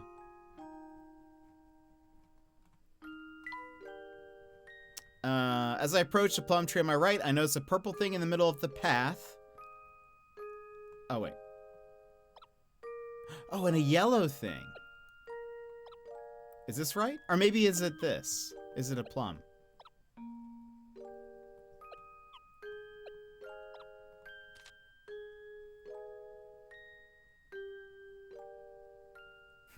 Okay. So we only have one tree, though. The mustache man glanced at the items. Oh. That's where my yellow thing went. I mean, it could still be the hat. Anyway, we'll come back to this. We don't have enough stickers anyways. Oh, I'm so excited for World of Steam. Yeah, that'll be very fun. So that's why we're kind of playing this anyways, because from what I understand, this is a direct sequel to that one.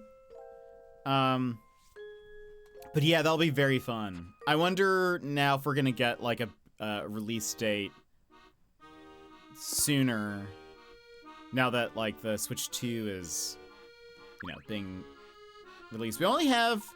We're very close to the Direct. It's kind of wild. Good day, young lady. Can you tell us if this building here is a hotel? Oh, good day, gentlemen. If you're looking for a hotel, you've come to the right place. Hotel Duke is one of London's finest and most famous. Will you do us the honor of staying with us?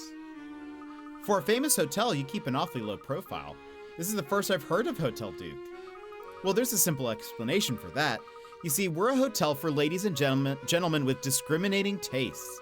I can't say we're as popular with the primary school crowd, little boy. Oh my gosh. Haha, our friend here doesn't take kindly to your besmirching the good name of her hotel, Luke. Well, young lady, thank you for your help. Yeah, Luke. Where's the coin? No coins? Do you have anything else for us? Didn't I tell you not to talk to me? Didn't I tell you not to talk to me? Didn't I? Get out of my sight. Oh, goodness.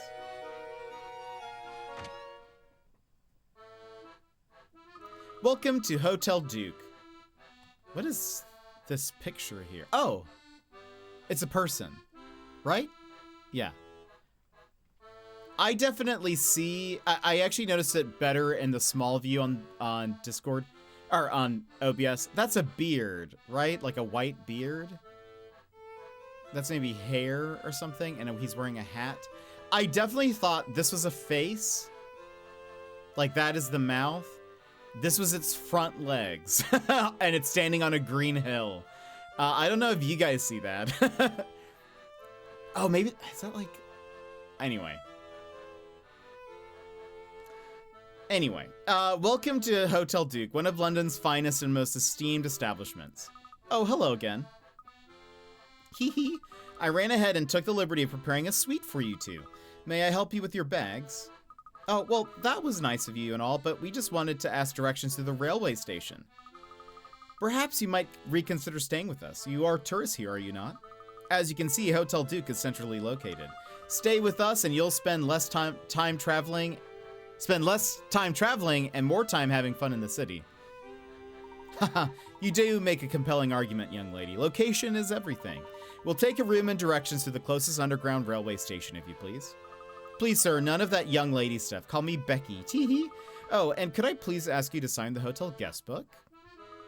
Professor, are we really going to stay here? Indeed we are. Somehow you and I have managed to get ourselves lost in an unfamiliar area. As Becky noted, having a central location to return to while we're here could prove very useful. That's not even a puzzle, and you're turning it into one. I know. It's affected my brain. All these puzzles. I'm just trying to figure it all out. You know, even the things that are not puzzles. Coins? More coins? No. Okay. I prepared one of our finest sweets for you, but first please sign the hotel. Okay, yeah. I didn't know if you had a puzzle for us though. Backseat did solve this, though. Thank goodness. Oh, goodness me. Hello. You'll have to forgive me. I didn't even see you to come in. Welcome to Hotel Duke, home of the exemplary service and the world's best breakfast. I am Margaret, the hotel manager. Should you need anything, please don't hesitate to let me know. Thanks, but what about lunch and dinner? Those aren't the world's best as well? It seems we have a little gourmand here. Rest easy, young man. For lunch, we offer sandwiches of baked bread on fresh baked, pillowy, soft bread. And if you enjoy a good roast, I suggest you order in for dinner, as ours is the best in the city. You know, Professor, I've changed my mind. I quite like this place. Let's stay here. Yes, our sandwiches tend to have that effect on people. Now, if I could just... Oh, dear. What's wrong? I've got 4 pens here, but I think only one of them has any ink in it. However, will we tell? How about you just try using the pens? Worked on me. I'm clueless about the artwork on the wall. Okay, let me switch this. Reset. Okay. Only one of the 4 pens shown below actually works. Here are some clues to help you identify it. All 4 pens currently have the wrong colored caps. When assembled correctly, all 4 pens have one white section. The working pen is to the left of the one that should have the green cap. Choose the working pen A, B, C, or D. Okay, all 4 pens currently have the wrong colored caps. When assembled, all 4 pens have one white section. The working pen is to the left of the one that should have the green cap.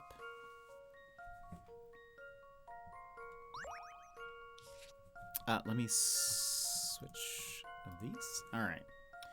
So, okay. All 4 pens have only one white section. That means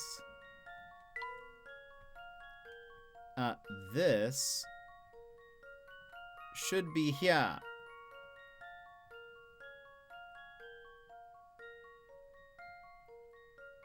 Boop, boop, boop, boop, boop. Okay. Now,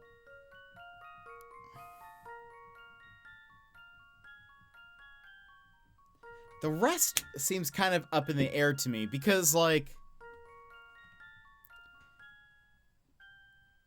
part of me thinks that this should go to this one because it's green. Also, how confusing is it to have a pen that has both black and blue on it? That seems like bad design. Is it a blue pen or is it a black pen? I guess it's actually one where you, like... It looks like one of those old ones where you might, like, actually dip it in ink. So, maybe neither.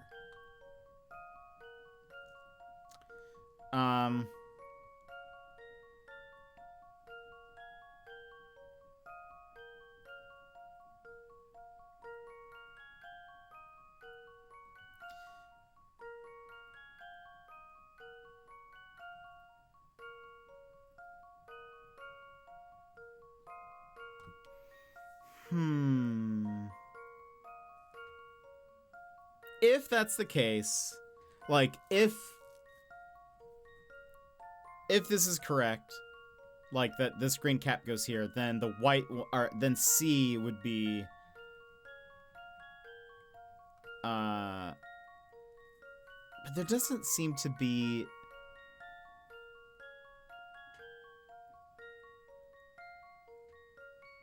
All 4 pens currently have the wrong colored caps. When assembled correctly, all 4 pens have one white section. The working pen is to the left of the one that should have the green cap.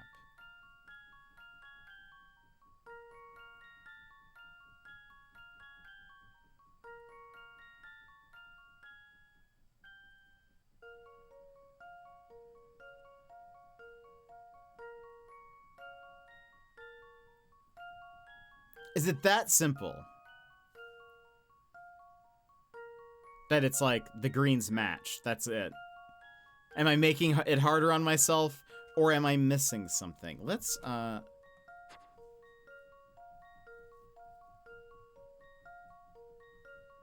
there's nothing else different about the pens. I'm going to guess it's C, but that seems wrong. It seems wrong because it seems too easy.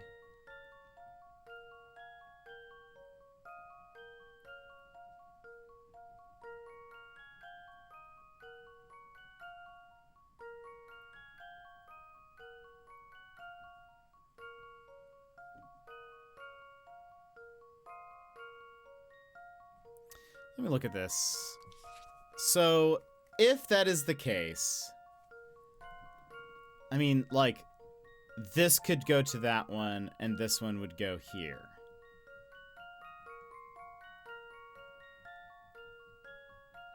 Wait, no. This one, I'm sorry. This one would go to this one.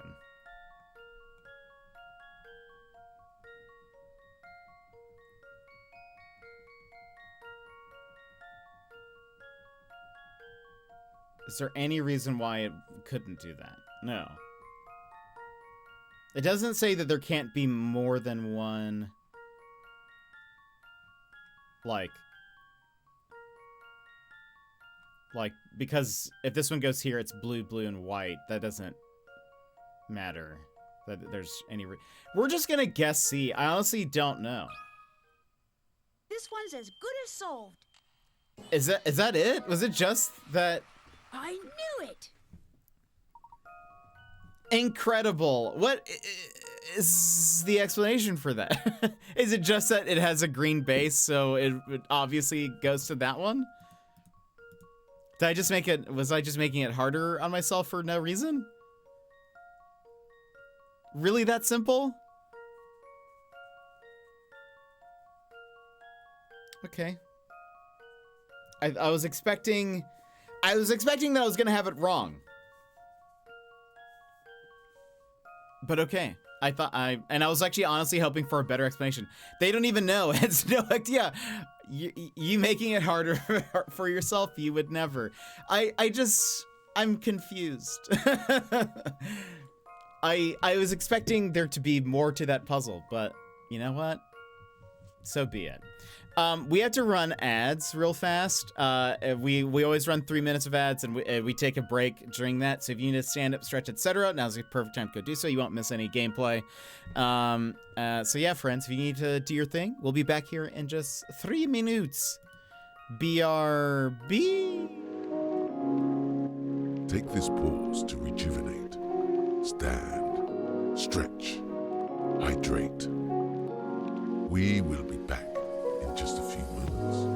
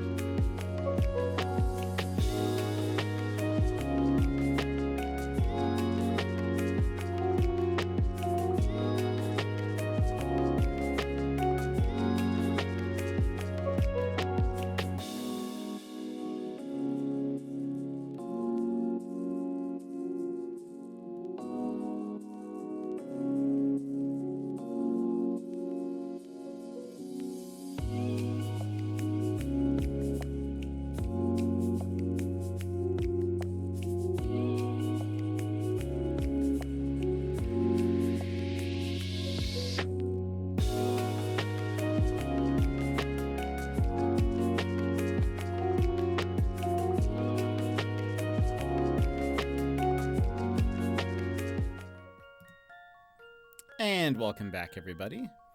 I might go ahead and... It looks like since nobody has fished in a bit, we'll go ahead and shut down fishing. Let me do that.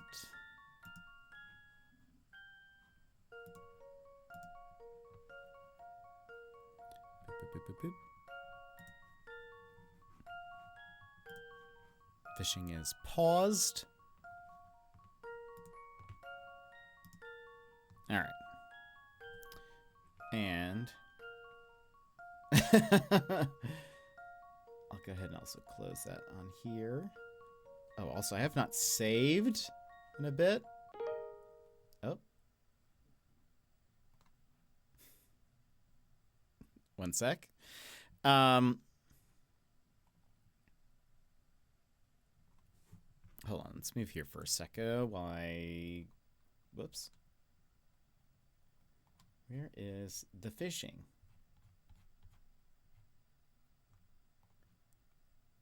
Stop. Confirm.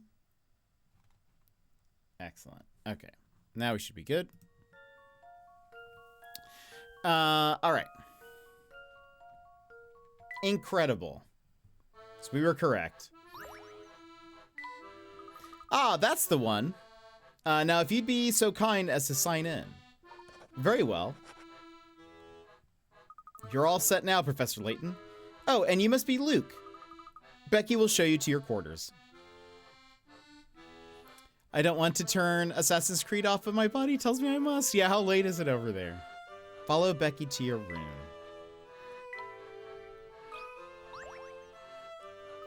I'll be showing you to your quarters now, Professor Layton. My name is Becky. Should you need anything, don't hesitate to call on me. We know your name, Becky. You gave it to us earlier, remember? And I'm Luke. Oh, and there's no need to be so formal. All that politeness makes me feel awkward.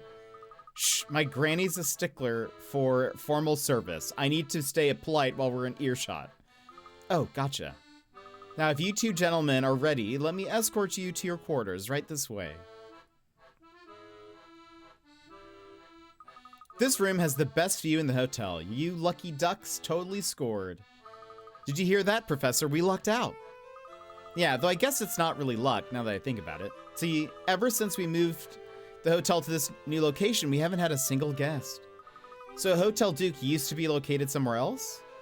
It's kind of a sensitive subject, so I'd rather not talk about it anymore. I hope you understand. Say, it was really something the way you solved that puzzle my granny threw at you. Yeah, I'm pretty big on puzzles. Me too. Tell you what, solve a puzzle for me and I'll tell you two how to get to the railway station. What kind of service is this? This is terrible hotel service. It'd be like trying to get one of those like wake-up call things, but they're like, you have to solve this puzzle for me before I agree to wake you up. A woman is looking for a subway station, but the map she has is missing the station's location. However, the map does have one hint written on the back. To get from the flower shop to the subway station, mimic the path that students take from school to the library. The smaller squares are buildings. The pencil icon denotes the school, while the book icon denotes the library. Circle the location of the subway station. Oh boy. You want room service? Solve this puzzle! Yeah. What? But... Okay. So we're trying to get to the subway station from the flower shop. Mimic the path that students take from the school to the library. Library is the book. School is this. So...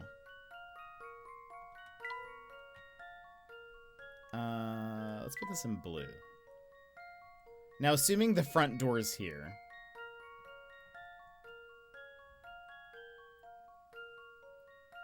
I mean, is it just the easiest way to this? Let me, clean that up. That was a weird line. Boop.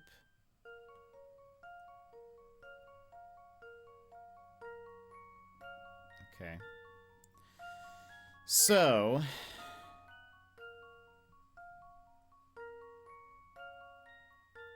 One... Two... Okay.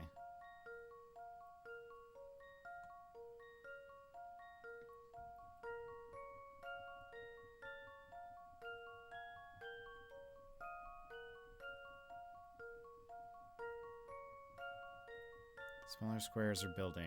The pencil icon denotes the school, while the... yeah.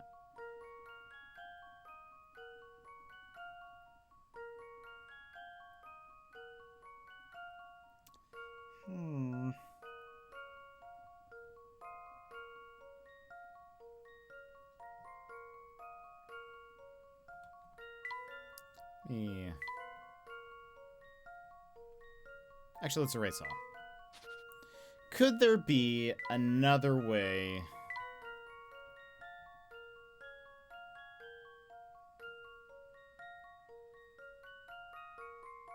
Like, I don't know. What if they do something like that? That would mean...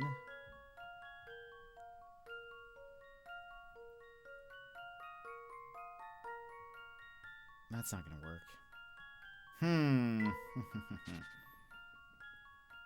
Do they do something? So these kids are dumb. They're taking some real weird way. What if they go down? Like this.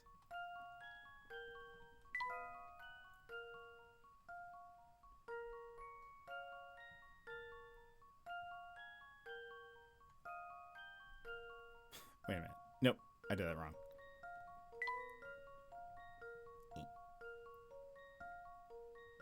Right?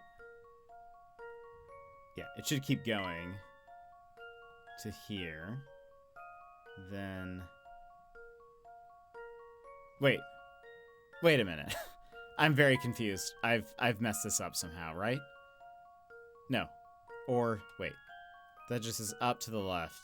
Yeah, that's right. Up to the left.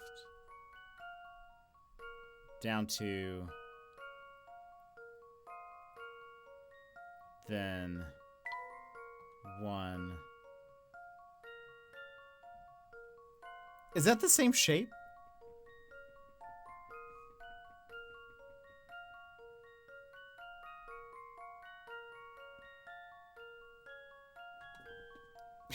Why does it look weird? Hold on. 1, 2, 3. 1, 2, 3. Then 2 down. Oh. No, that's right. It'd be that.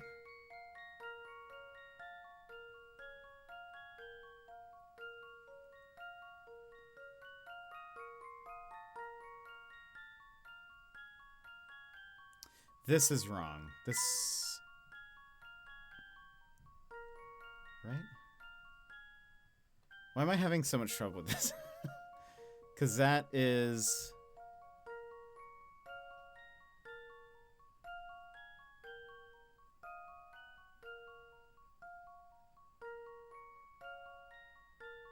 Oh, is it this?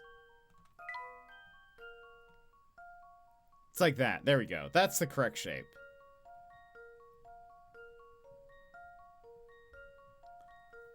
I'm going to just guess this. Even though I'm not 100% sure I'm right. But it does seem to fit. This one's as good as solved. Feel good about this. Phew, that's a relief. I don't know. What... Did you guys solve that before I did? Good work navigating. If you take the route the students take to the library, only start at the flower shop. You end up with the map above. Wait.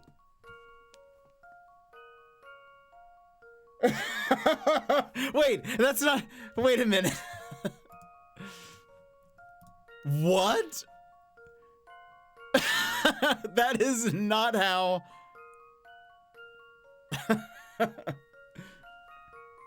If you take the route the students take to the library only start at the flower shop. You end up with the map above. There are a couple of other routes you could take, but they all end at the same destination. So the students go like this. Is that not what I did the first time around? It is. But I got confused somehow. I went past this and was like, oh, this isn't it. So I went zoom, made some weird way. None of that was what I was thinking. I'm glad I'm not doing this. That's exactly what you did. You just didn't stop at the square. Okay, yes. For some reason it looked wrong to me. Like I should pass it looked like I should pass that square. You know, I really don't have an excuse for this. I'm trying to come up with something, some explanation as to why this is okay, but I really don't have one.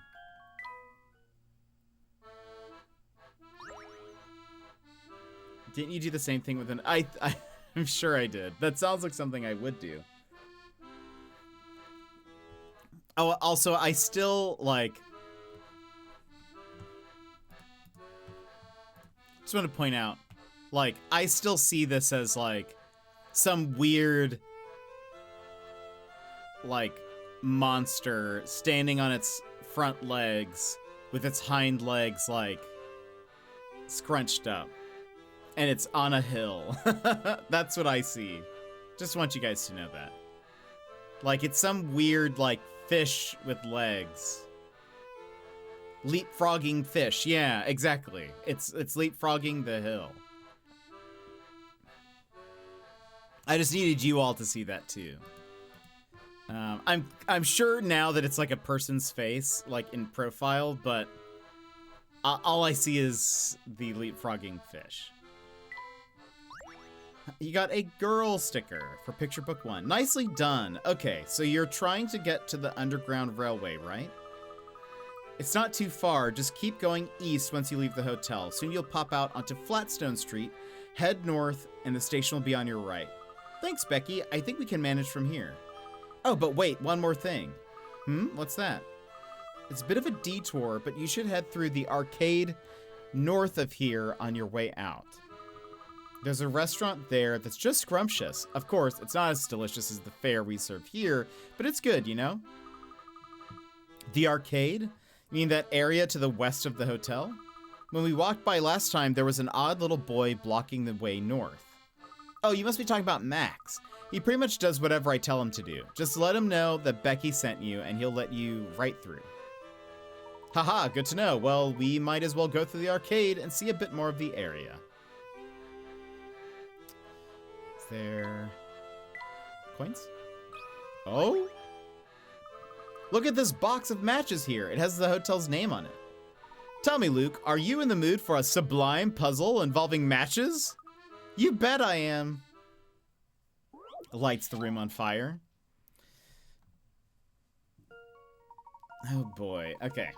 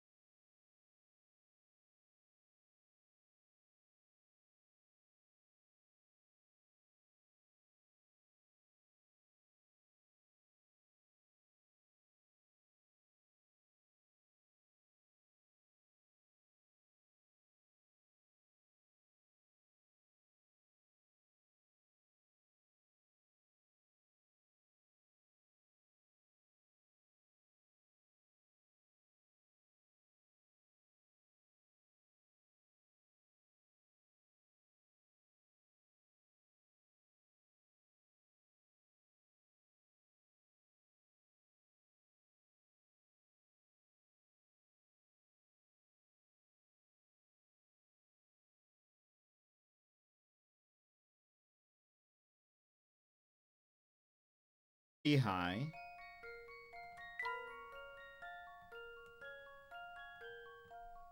What's that? So let's say they all have 3. That's 9.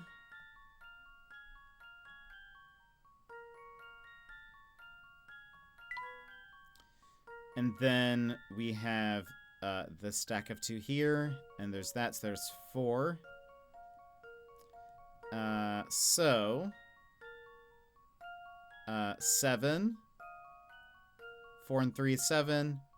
11. Plus 9, 20.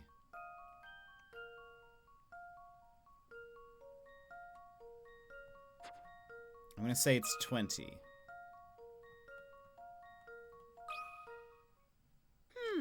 How about this? No! Let me think this Imagine the through. arrangement of boxes from each angle, front, back, left, and right. I mean, I think that is what I'm doing. Am I not doing that? Okay. Is there... Maybe there is a way... Like, maybe if I'm trying to find the max amount... So, like... What if it's, like...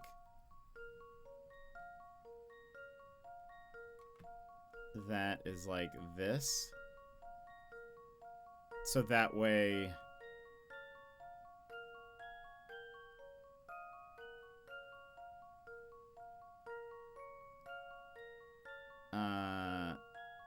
This is 6. Because that would be that in here. There would only be 1 box here.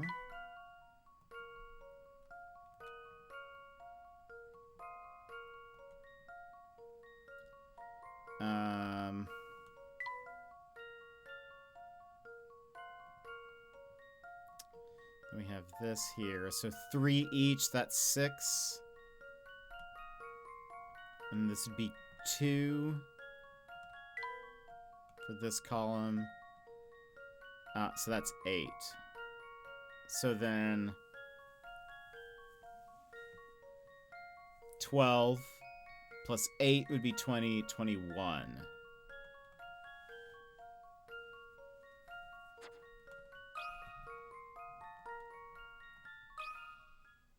This one's as good as solved.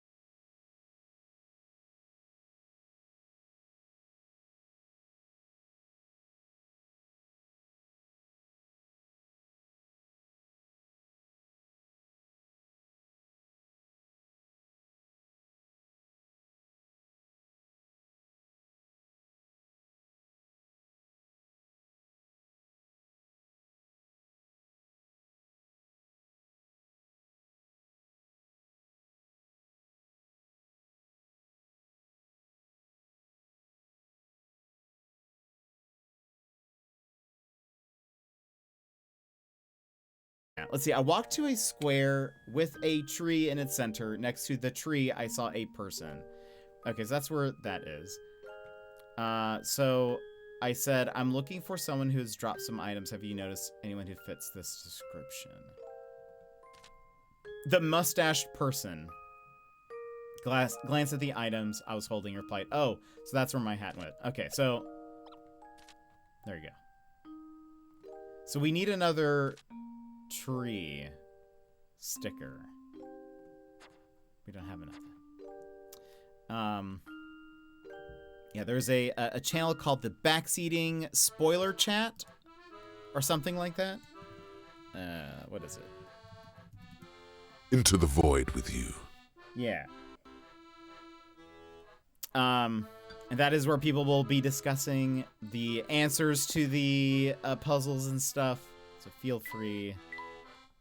Shout at me through there. That way I don't see it. Oh, young man, may I have a moment? Are you talking to me? I am indeed. Luke, was it? It sure is. What can I do for you? Oh, it's nothing terribly important. It's just been a while since we've had a youngster like yourself here. That's why I thought I'd welcome you with a gift. A present for me? That's right. From what I hear, these are all the rage with the local children. Oh, it's one of those toy cars.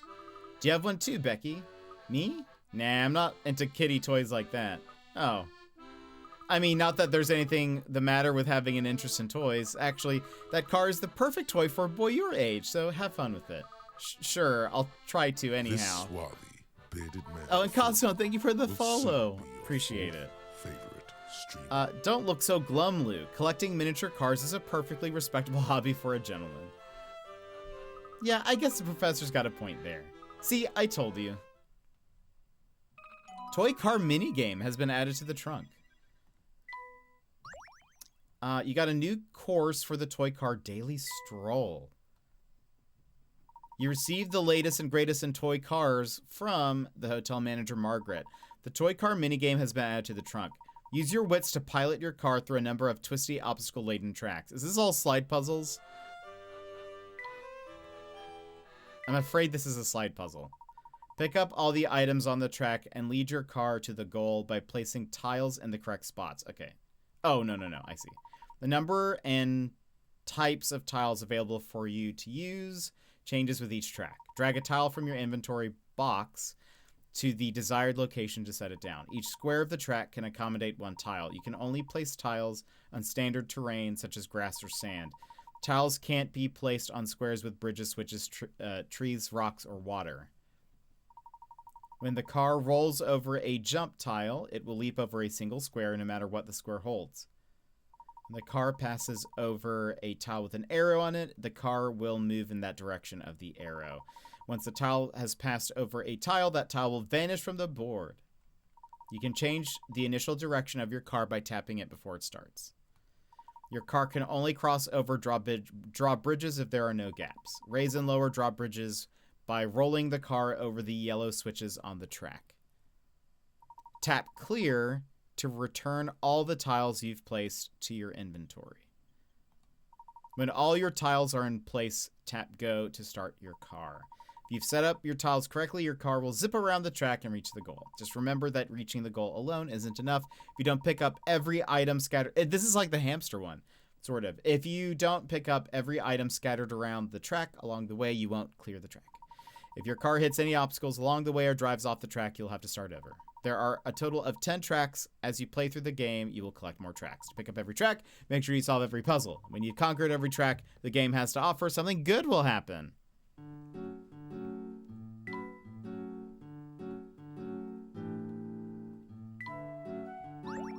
Okay.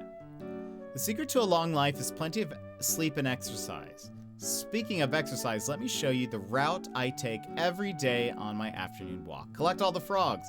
Tap to change the direction. Yeah. Oh, flags. I can read. Frogs, flags. Okay.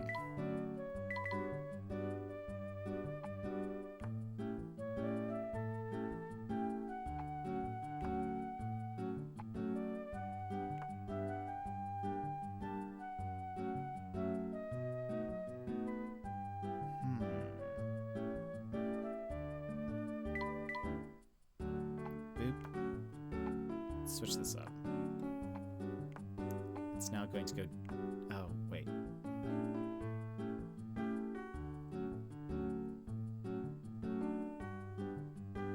No, maybe this is fine. Up. Wait, oh, and then you have to end here? Right. Okay.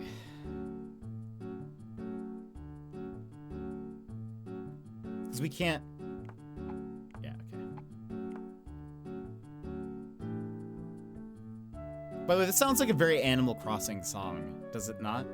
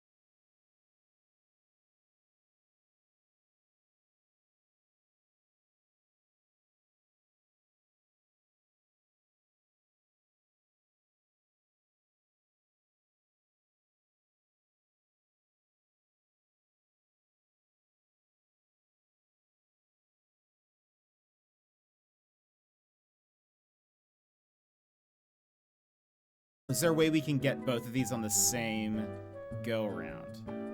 But no. Like, if I could cut through and collect both of them, but no. I wish we could put, like... Just from here, we can't go anywhere.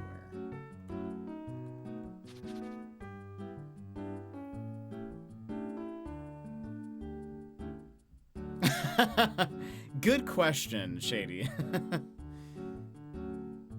The story is seeming very implausible.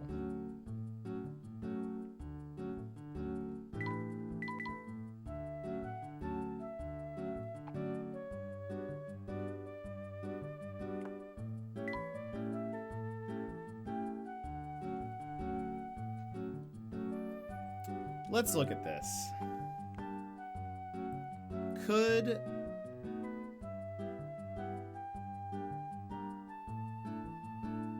I don't think this is how we do, like going up from here. I don't think that's a thing, because...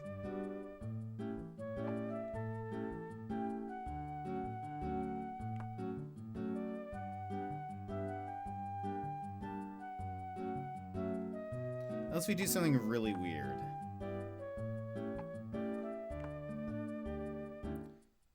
Boop, boop, boop.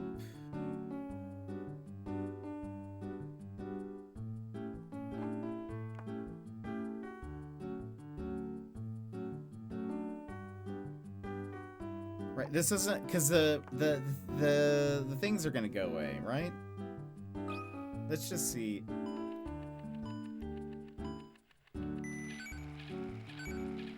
Yeah, because it doesn't...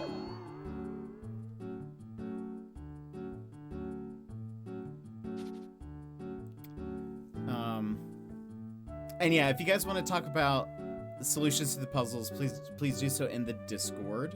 We have a special channel for that.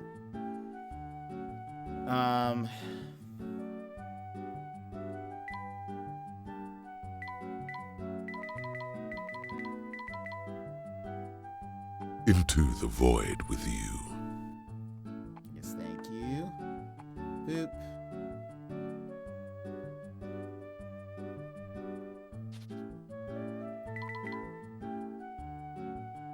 What's funny is this is actually optional. I don't even need to be doing this one.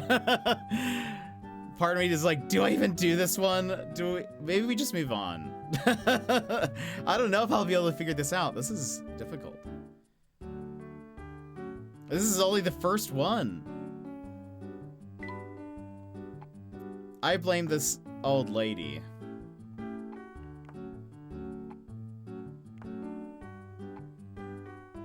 Oh, no worries. Em made some comment about how long you'll spend on this optional minigame. That's very funny.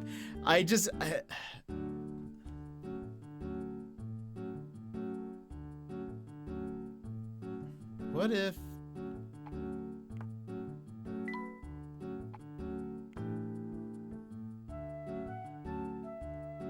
There's just...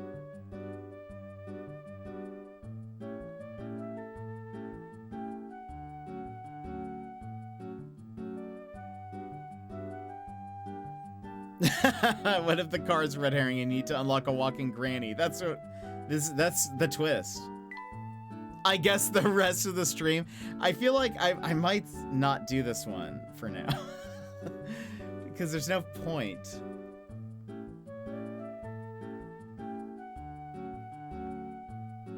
Maybe we'll come back to this one. I don't think I'm big brain enough for this now. Maybe the next time we do it, I will be big brain enough. We'll move through. We need to go to the arcade. Do you have anything for us? No, okay. Also, I know she said to go to the left, but what if we didn't? Aw. Okay. We'll come back to that one. Hey kid, get out of the way.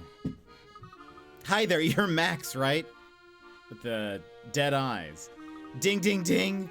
That's correct. How do you know my name? Becky told us who you were. Bzz. Invalid answer. So Bossy Becky sent you. You must be staying at her hotel. Ding. Yes, we are. Tell me, is that the arcade back through the arch? And does the arcade lead to the station? Ding, ding, ding. Yep, that's the arcade. If you walk all the way through, you'll hit a big street. That street is called Flatstone Street. Excuse me. The subway station is on the north edge of the Flatstone Street. He looks very Robot-ish, does he not? Okay, he doesn't have a puzzle for us. Oops. You again? What do you think you're looking at, Shorty? Hello, sir, didn't we just see you out in front of the hotel? What hotel? I've been posted here all day. That's not that it's any of your business. I'd sneak off if I could, but if Bostro found out, he'd have my head. Bostro? Yikes. I guess I thought you were someone else. Have a good day. Not so fast, kid. You're the one who wanted to talk to me, so no running out on me. Standing around all day hasn't exactly been a thrill ride. Let me bounce a puzzle off you. Must be away. Shady, I hope you have a wonderful day. Have a good one. Nurse Joy? Okay, hold on. If...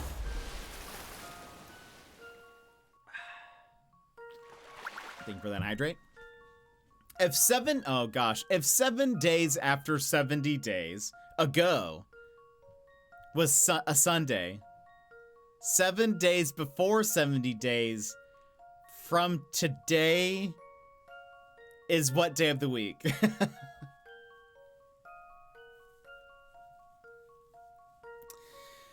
Okay.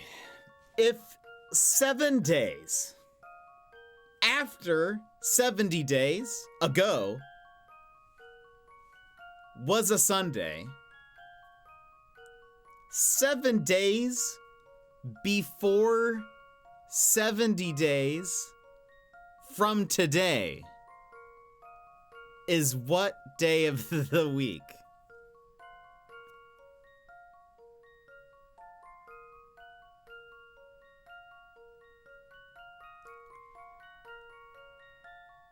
If 7 days after 70 days ago was a Sunday,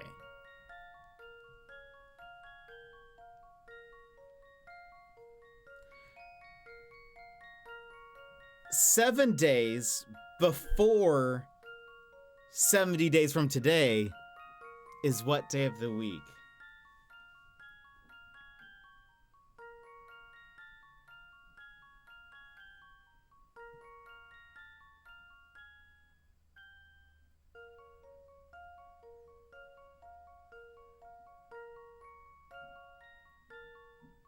Okay.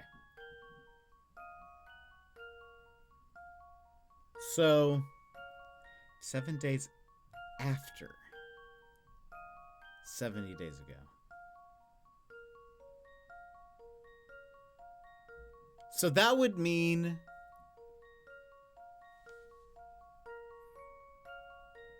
one, is it going to be Sunday? Like, is it just Sunday? Is that the answer? Don't tell me if that's the answer.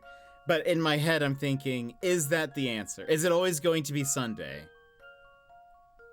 Because 7 days in a week. 70 days, 7 times 10. So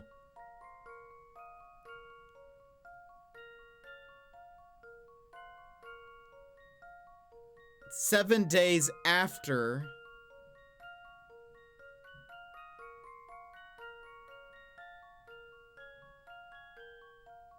so 7 days after 70 days ago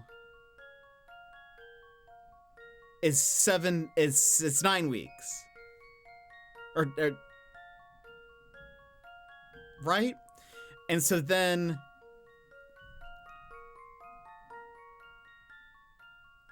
7 days before 70 days from today, that's 9 weeks ahead.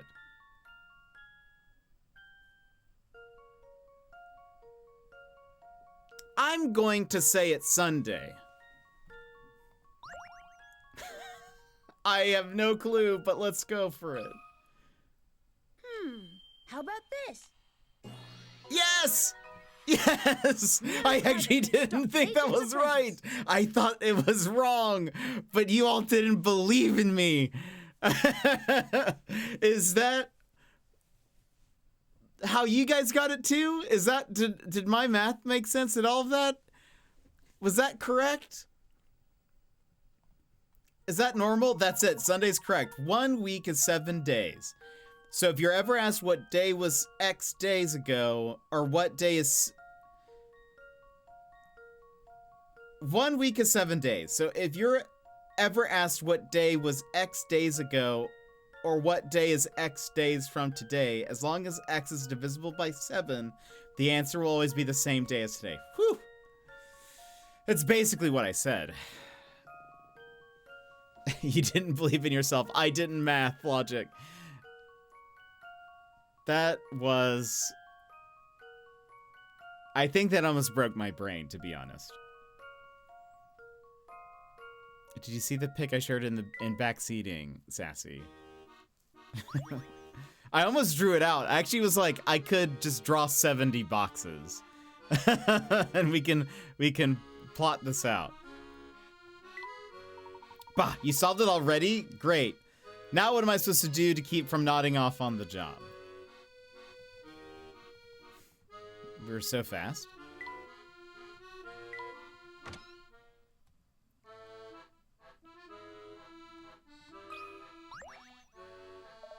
This place has the same picture in the background. Oh, also.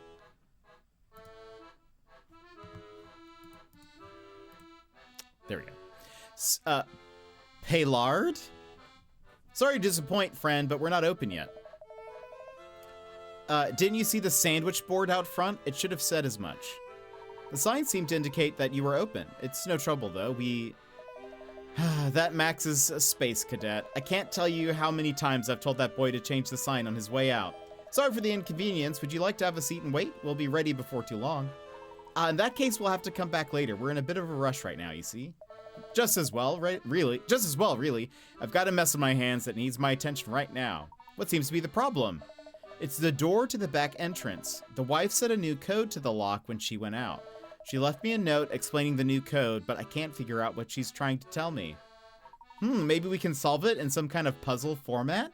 That is quite the predicament. Want to make a sandwich board? That's just a sandwich. You should. People would buy that.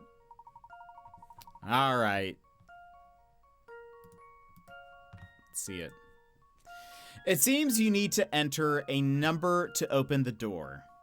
The only clue you have is a hastily written note from a woman known for her poor handwriting. So what's the number?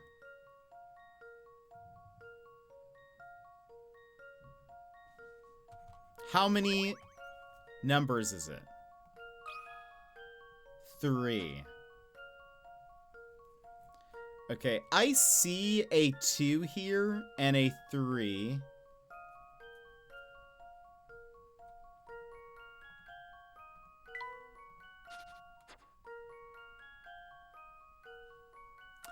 Or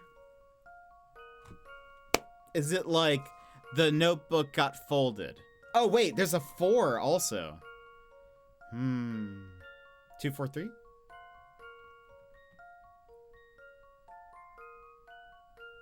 Maybe it's 2, 4, 3.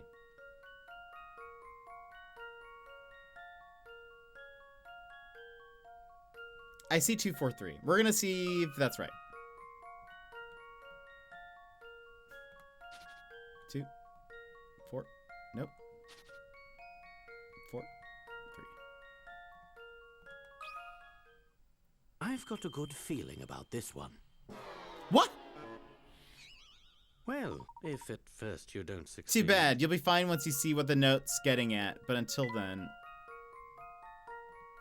One, I don't like that Professor Layton had a good feeling about this and then proceeded to lose. Also, why is this so far off?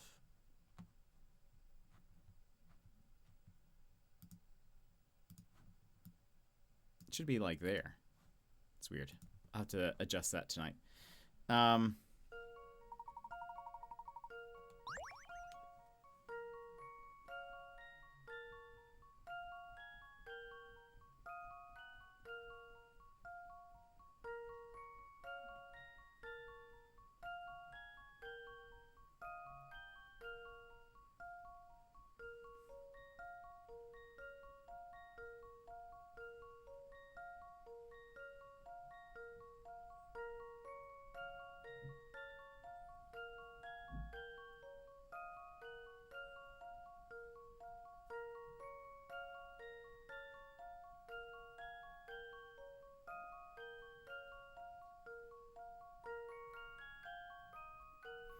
So I could see...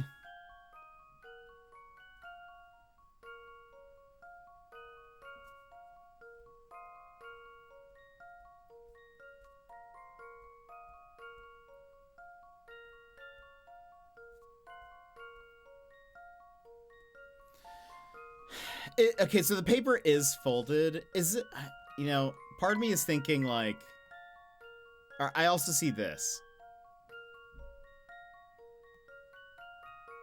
So it could be like upside down. But that would be weird.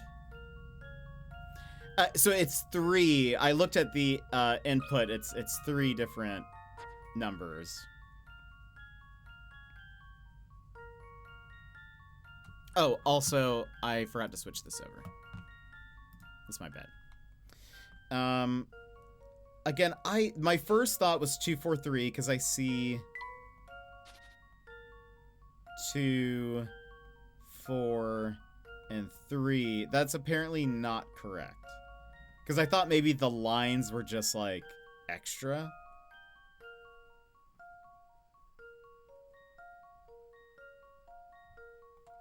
But apparently that's not it. And again, you can see that the thing is folded. So maybe, like, did some of the ink...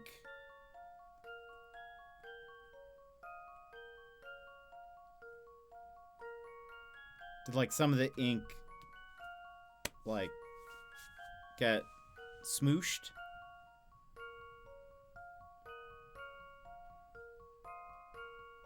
It could be like, or like 9, the 4 could still be here. And then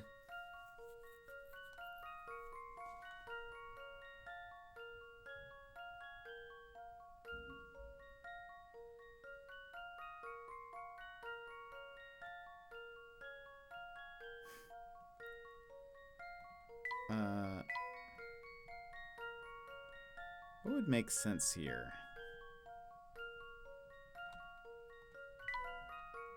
And then...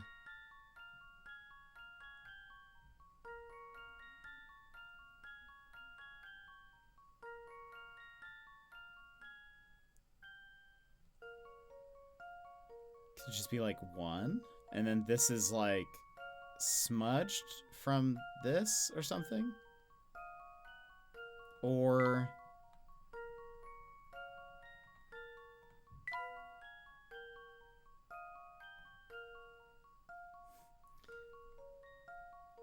I don't know. Though this feels weird because then she's definitely... This, I mean, I guess it could be the back of a paper, but...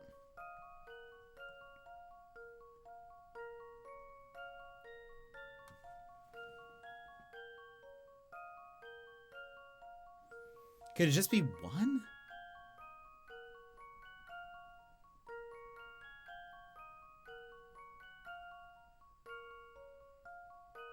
Nine for 1? Let's try 9 for 1.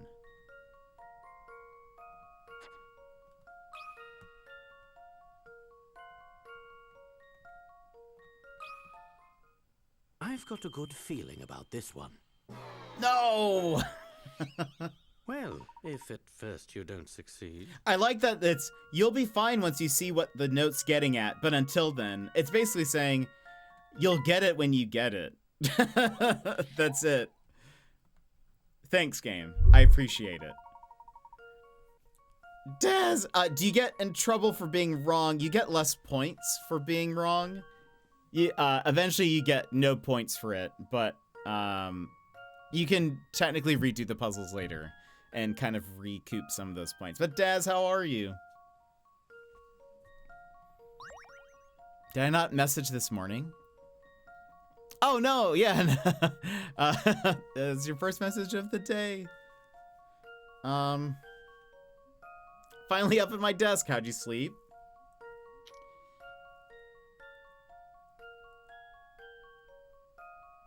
I kind of think I'm onto something. Being that this is upside down.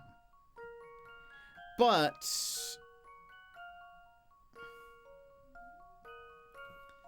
I slept with my eyes closed. Good one. Also, we have to break and run ads real fast. I'm so sorry that we're in the middle of a puzzle while this is happening. We won't progress the puzzle. We'll take a BRB.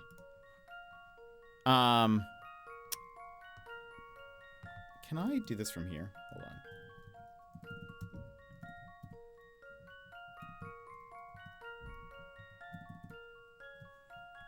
Hold on. We'll do a shorter ad break. It'll only be 1:30 this time around. So friends, if you need to stand up, stretch, etc., now's the perfect time to go do so. I'll answer that here in a second. But BRB. Take this pause to rejuvenate, stand, stretch, hydrate. We will be back in just a few moments.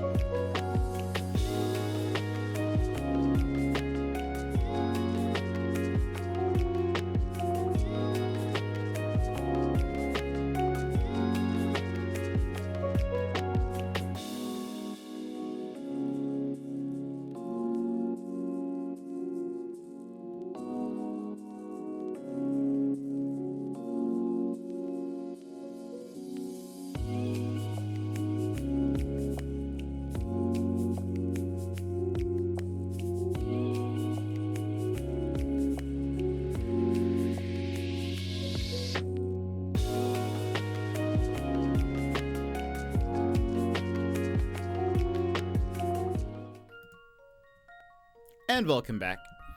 I don't think this is actually an equal sign. I think this is extra marks. I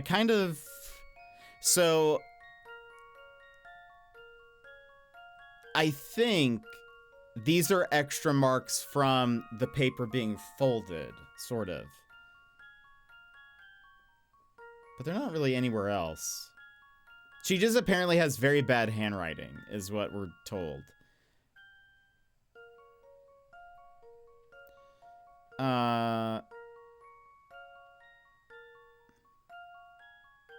The problem is that some of the smudges don't make sense.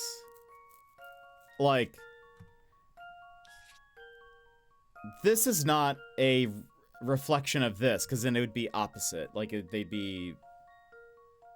The loops would be on opposite sides of that.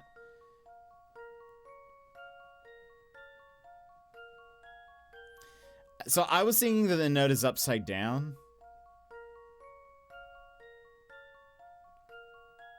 It's like, what is this? Doesn't make any sense to me.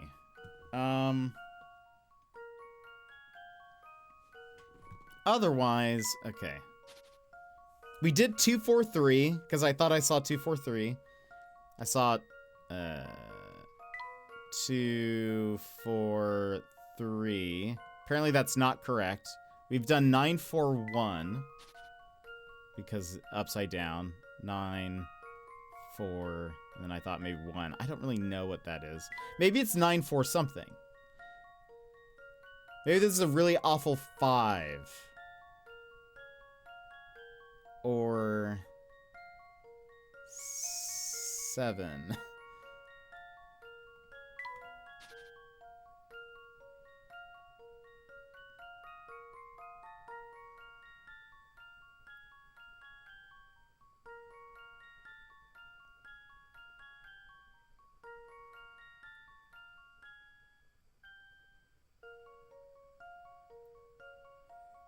What could this be? So, okay, we see a 3.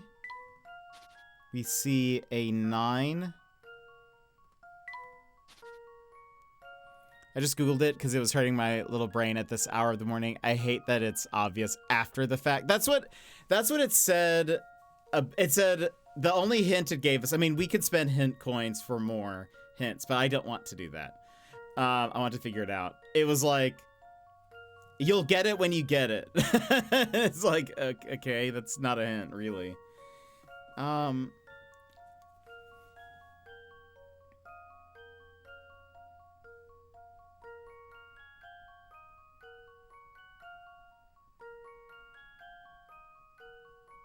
I will say it. I do think it's upside down, partially because also if you look at the speech bubble, you'll see that it's like, I mean, it's actually, it could not be upside down, but like it kind of looks upside down.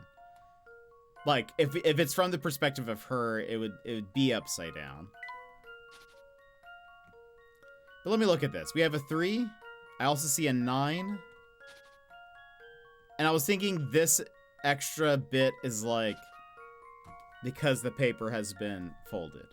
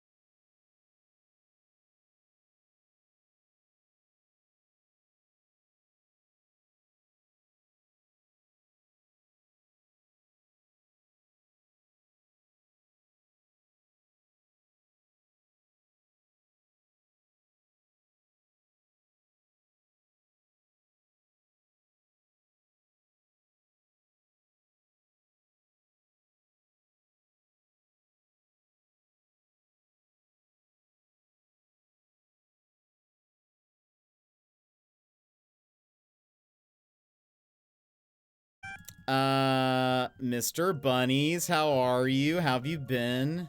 What were you playing? Magic the Gathering? How did it go? Friends, welcome in. Mr. Bunnies 1 is a chill Canadian streamer who loves relaxing games. They recently celebrated their birthday with some Magic the Gathering. Was that today? After a long vacation, they're back to bring the cozy vibes. Whether it's hunting or just chatting, you can count on a laid-back stream with Mr. Bunnies 1. Friends, I have a little video to play for you guys. Please enjoy.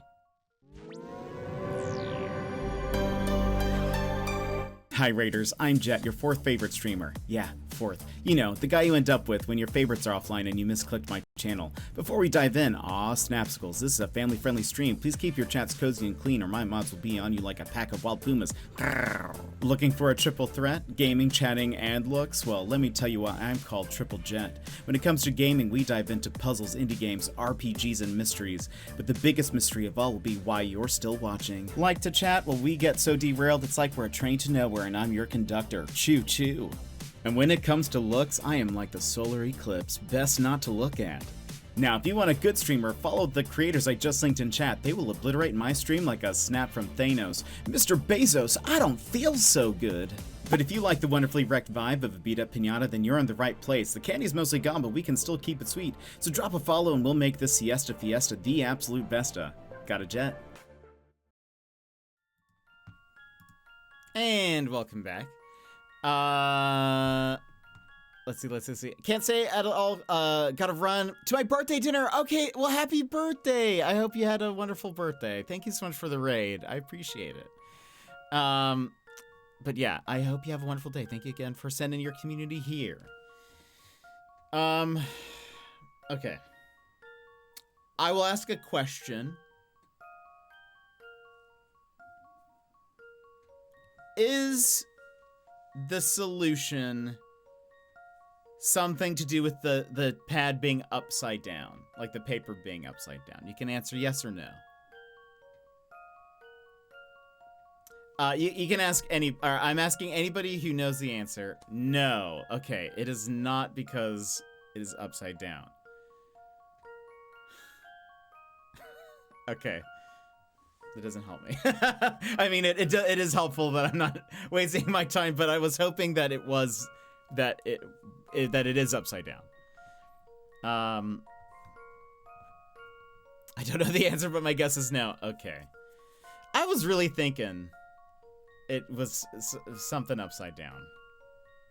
Okay, at least we can rule that out.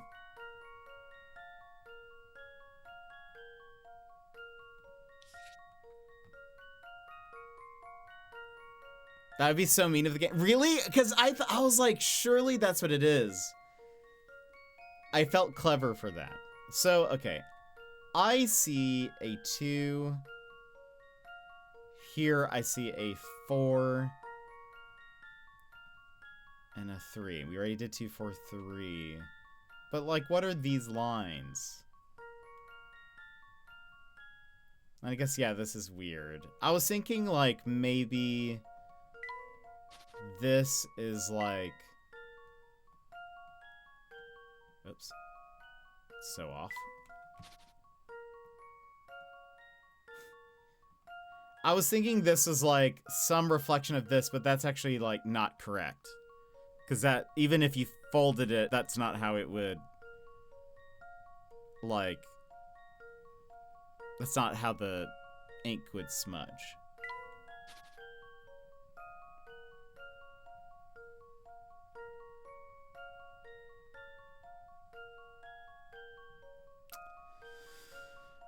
I also keep seeing, like, this is the D&D in me, but I keep seeing PHB, which is Player's Handbook. And that's not right. That has nothing to do with any of this. They're Wolverine slashes. Exactly. I posted my theory in Backseat if anyone is curious. Thank you. Again, we do have a backseating channel in the Discord. You guys can discuss the answers and whatever. So that's where Sassy is.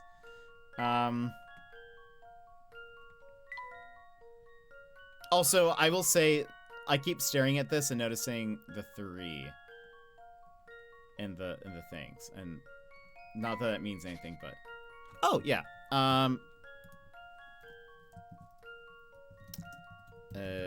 This will do it. Into the void with you. If you follow that link, there is a link to the Discord there.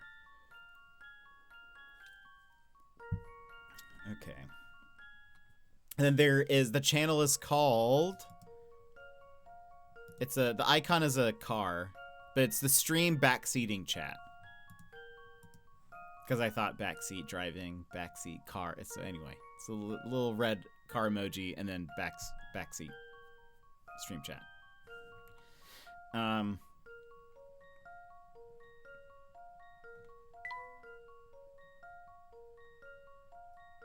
Yeah, exactly. All right. So it's not upside down. It has been established.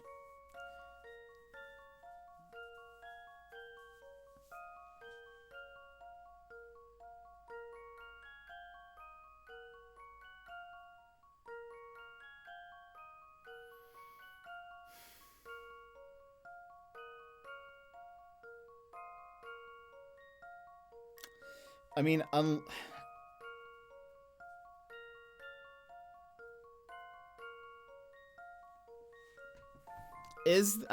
cause is this an equal sign? Is that the, but there's no, I mean, like,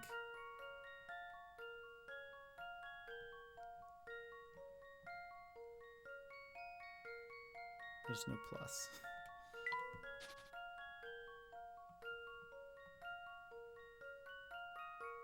Is that no? That's not a real question. I am just talking out loud. I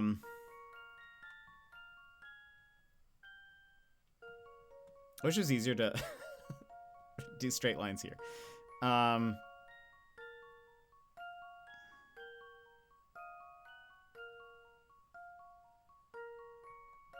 kind of sticks out that way, but.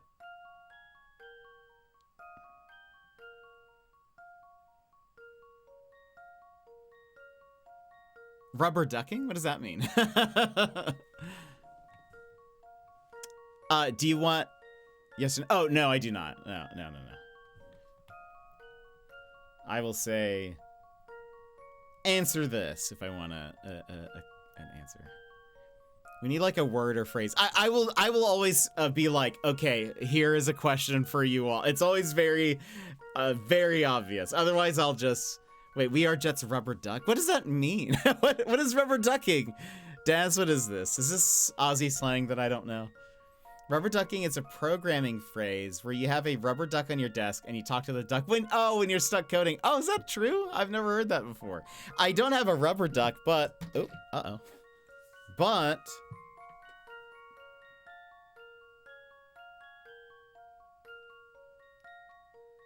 Hold on. Oh gosh. There you go. Don't have a rubber duck, but I do have a side duck on my desk. So kind of the same thing. I need to get a duster. Like a feather duster. And you explain to the duck out loud. That makes sense. Okay. Well, I feel like I have to do that. Otherwise, we would just be sitting here in silence as I like stare at this game, just racking my brain in silence. Okay. So if that is an equal sign,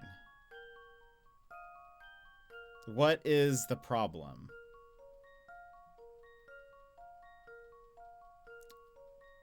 I guess that's like...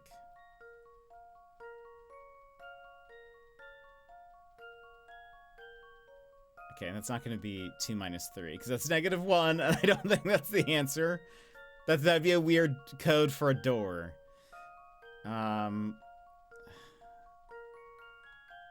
Is it...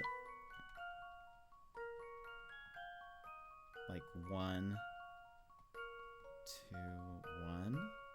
And it's just like all scrunched together? And then is this 3...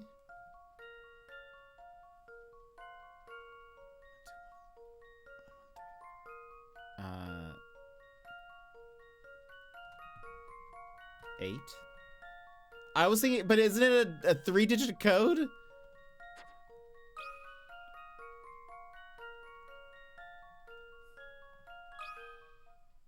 I've got a good feeling about this one. Oh my gosh. Well, that's settled. Flips table. Goodness. I don't like that one. Exactly right. You have to enter 8. If you look at the note the right way, you can see that it says 121 minus 113 equals. So of course the answer is 8. What kind of door code is this? That it's just one number? That is not very safe. That's like a 1-letter password. Or something. That would not work. The solution irked me. Yeah, this does irk me. Is that what you guys got? I mean, 003, I guess, but like, come on, that's gonna be easily breakable. Surely, I don't know. The messy note. Phew, thanks to you, I can finally get to cooking. Come back later and your tabs on the house. You got a banana. Thank you. Can we look in the kitchen? No. I did think the equal sign had something to do with it. That was... I don't like that one. This is the equivalent of making your password be password. I agree. It's like it's too easy. Or like 000 or something. Majet solved it. It didn't throw out the correct solution. Well, that's just... I don't know. I don't like that. Oh, there's a banana on the ground. Dupree. Say, did you two see that no good Nick skulking around here earlier? Yes, why do you ask? Just thought I'd give you a word of advice. His entire gang is bad news. Excuse me.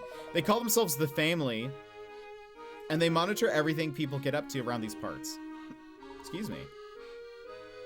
Who are you talking about exactly? I'm sure you've seen them. They all dress the same with the long black coats and black hats. Oh, and don't even try to be a hero. Bravery will only get you in the worst kind of trouble. But why don't the police do something about them? Police? Now there's a word I haven't heard in a while. I haven't seen police on these streets for years. Nowadays, it seems like the family makes the law. How terrible. You're telling me oops, here comes one of their goons now. Try not to stare. Sir, would you mind if I had a look at the paper you're holding? Well, I'm kind of busy hiding behind it right now, but sure, knock yourself out. No, that can't be.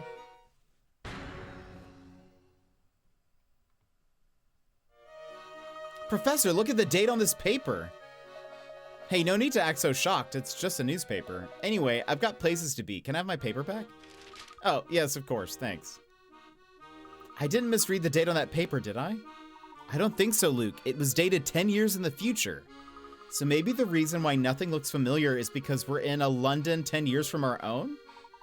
Perhaps, though I think the matter deserves more investigation. Whoever wrote that last letter assured us that we'd find proof of our time travel at Green Hospital.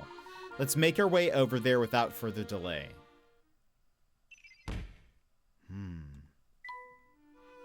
Is, like, Luke gonna be on his deathbed or something? And is Luke going to see Luke die? Is he gonna see himself die in the future? Some litter bug dropped a banana peel over here. How disgusting.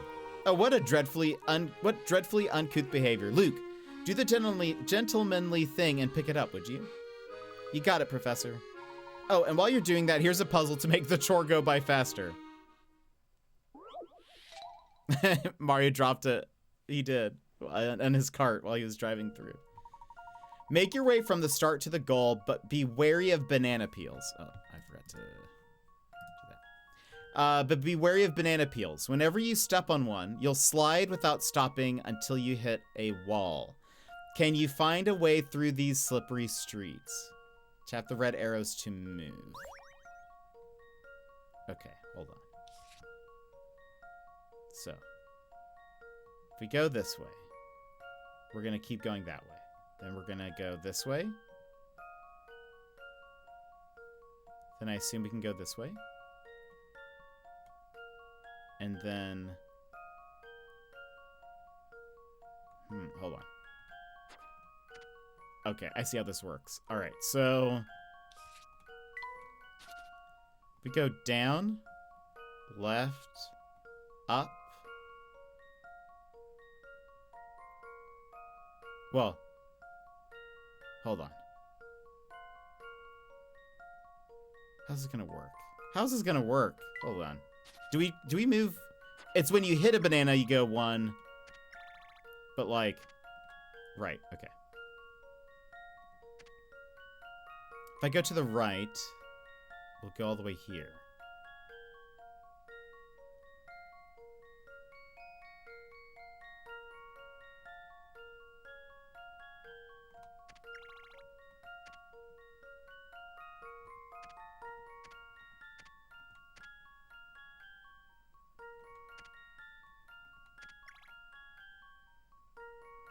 Ah.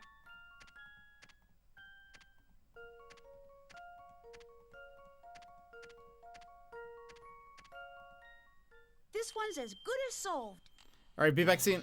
Wait, I've never slipped on a banana peel in real life. Have any of you? No, I haven't. Apparently they're slippery though. All right, be back soon. Don't leave without me unless you do. Then thanks for the stream and cheers. We'll probably only do like another puzzle, I think, and then we'll stop. Sweet. Most people have seen banana peels used in cartoons for slippery comedic effect, but if you've ever actually stepped on a banana peel, you'll know it's no joke. So be sure to always dispose of your banana peels properly. You wouldn't want to cause someone to peel out. Is that true? I mean, I guess they would be. Also, I honestly don't know why this keeps on scooting over. This is like, it's all wrong.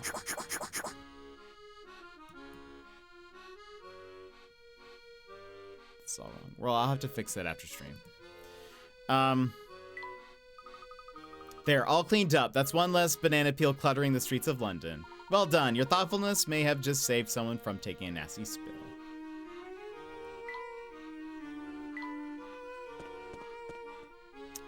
I took the reference bait. This must be the big street that Max... Oops, let me... Wait. There we go. This must be the big street that Max was talking about. Right, Flatstone Street. Excellent. If we continue north, the station should be on the right-hand side of the street. Then we're almost there. Let's keep moving, Professor. Hey, is it just me, or is that man on the corner shaking? I had a friend in college that didn't technically slip on one, but she did see one, warned the rest of us not to fall, and proceeded to fall herself, breaking her foot. Oh no, Sassy. That is miserable. Is this guy Hazel? What do you want? Please don't hurt me. What's that? The station? Oh, it's just down the street. Don't come any closer. Just leave me alone.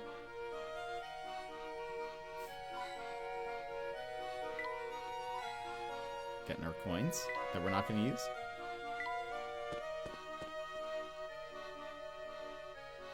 Hey, look, there's that family goon we saw earlier. He's certainly dressed similarly, but I do believe that's a different fellow.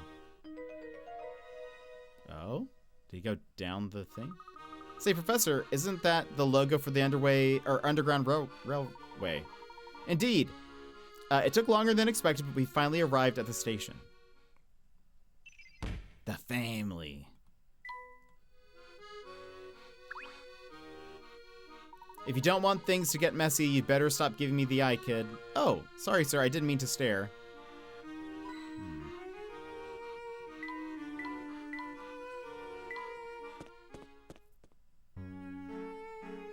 We'll need to buy tickets to ride the subway. Do you think you can handle that, Luke? Sure thing, Professor.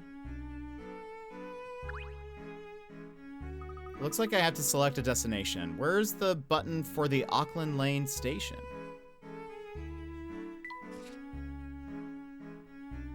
Okay.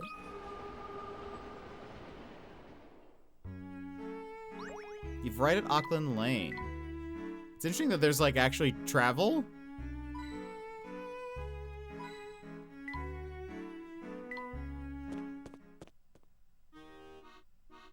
Well, that was easy. Look, Professor, we're just a few steps away from the hospital. Wonderful, let's head over.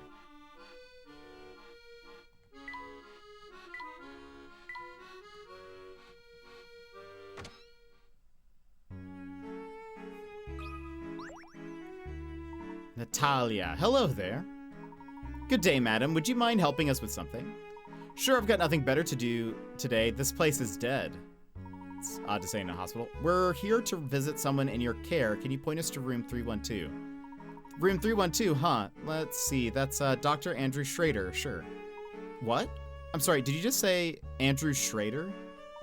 Mind your volume, sir. You are in a hospital after all, so are you two relatives of Dr. Schrader? No, actually, I'm a former student of his. And your little friend there. He's, well, Dr. Schrader's pupil's apprentice. Oh, old 312 has quite the fan club, doesn't he? Anyway, you can see him if you like, but I'm going to need you to fill out some paperwork first. What kind of paperwork? Oh, it's just hospital policy. Don't worry, though. It's only one question. Puzzle. Making the rounds. All right. A doctor needs to visit 9 different hospital rooms. After studying the room numbers, she notices that she can visit all the rooms in one round. In order to do so, she must go into a room that has at least one shared digit with the room she's currently in. Using this method, which room will she visit 5th? Circle the correct number.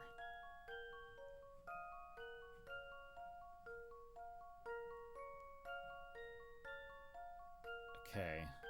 In order to do so, she must go into a room that has at least one shared digit with the room she's currently in. Okay. Let's... Patient. Miss, I need medical attention. Here, solve this puzzle. Yeah. Okay.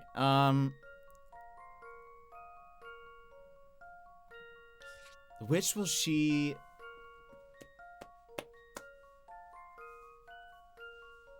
Go 5th? Okay. So, like... We don't know where she's starting, though. So, like, if, let's say this is number 1. I mean, she could go here. So 2. Tap! Welcome in, Tap. How are you? I wonder if this is how the doctors here decide how long patients wait. Yeah, right. Have you guys heard of that one hospital show that's going on right now? That's like a super, like, realistic one. That it's like every season. It's almost like The Pit, maybe? Yeah, that's what it is, The Pit. I haven't watched it, but have you guys heard about that? I've vaguely know little bits about it. Mostly that it's like every episode is an hour or something. Of like a single day or something. So, okay, from here, you could go here. Then if you wanted, you could go here because of the 6s. Then 5, you could go here. 4. 9. Oh, there's no 2. Okay. So, start here now. 1.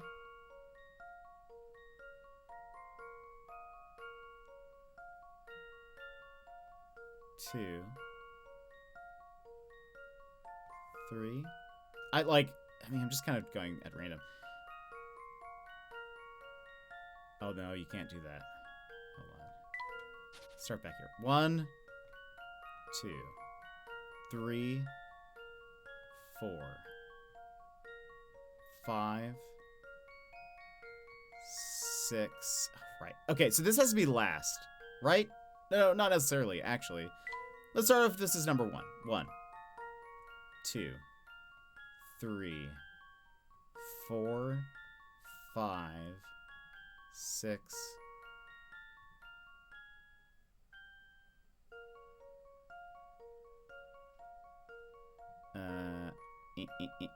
6, 7, 8, 9.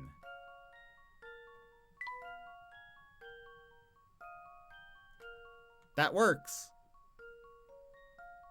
So, 63?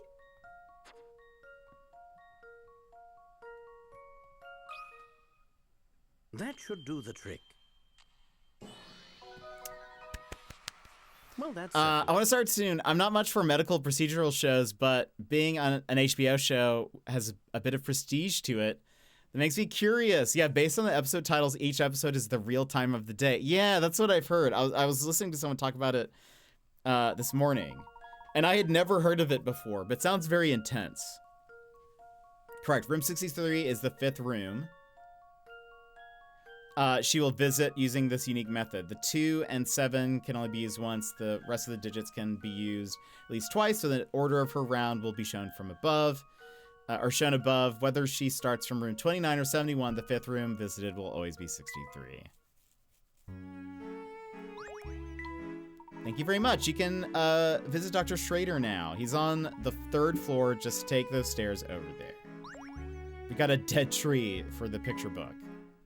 Let's save the state. This is where we'll stop, and we'll pick this up Monday. Oh, we also have this. This can go away. Boop. Brilliant. Thank you. Thank you. That one wasn't too bad. That one was just what's the word? Where you strike things out. There's a word for that. What am I trying to say? You know what I mean. Process of elimination. Yes, thank you. Yes, that is exactly what I mean, actually.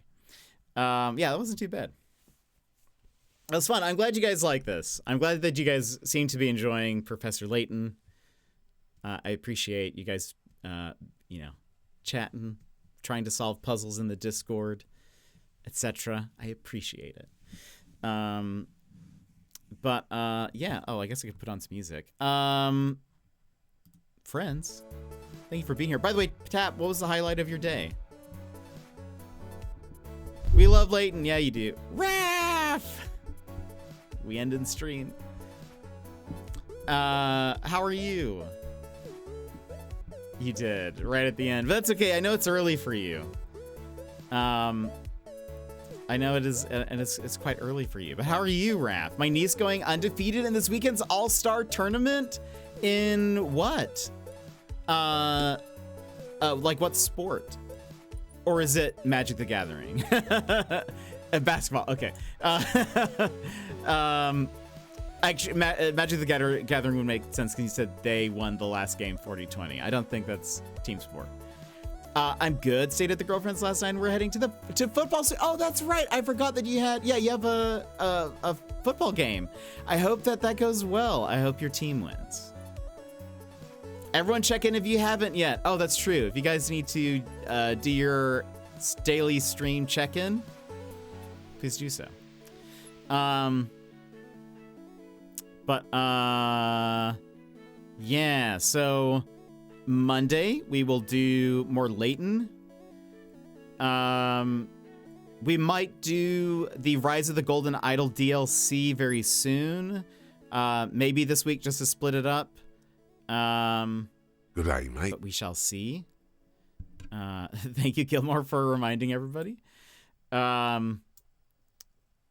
But also Raph's birthday is on. His birthday stream is our Wednesday night. His Thursday. Rise DLC was super fun. I have heard that it does not hold your hand, which makes me scared that it's that I'm gonna get stuck on it or something. But we'll see. But yeah, we'll be playing more Layton. Once we finish Layton, I don't know what we'll do, but we've got some time for that. That's for me to have anxiety over another day. But thank you guys for being here. Thank you for hanging out with me. It's always lovely to have you all chatting and solving puzzles and watching me fail at math. Picross it's not fully out yet, sadly. We have the preview still, but I want to wait till the full game's out, I think. The devs are all, you've played enough of these, put on the big boy pants. I was playing yesterday a little bit of Windblown, which we played a long time ago. I got a code for it. It's that roguelike. I really love it. It's so much fun. I did, while playing, I was like, maybe I should play this on stream again one day, but it's just, I don't know if it's a game that would go well here. Like, I don't know if you guys enjoy watching that type of like action roguelike. So, I don't know. But I loved it. I really enjoyed it. When I think of it though, I do think about the fact that we did have a new person come in during one of those streams and all they did was talk about their own self promo. That's all I think about actually now when I think about those. We've streamed it twice, I think, and they kept talking about like their tip videos that they make for it or something, and it's very clear that's all they wanted to talk about. Like that's all they were there to do. I can't remember if I think I banned them after stream because I was like, no thanks. I don't want to deal with this. I'm fairly positive I banned them. If not, if we stream it again and they come in, I will ban them live in front of everybody, and you'll know why.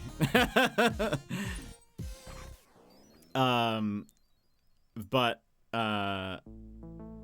anyway, I just remember being like, dang, this is all they're talking about. Anyway. Yeah, so maybe we'll play Windblown again. It's so much fun. And they've added more to it. There's now like an endless mode, and it's still in early access, but they've added so much. I find it fun. Anyway, friends, that is it for us today. I hope you guys have had a wonderful, wonderful day. Let me give a couple of thank yous real fast too. Scrolling back. To Anatomy of Winter, thank you so much for the raid earlier. I very much appreciate it. I hope you enjoyed Oberdin.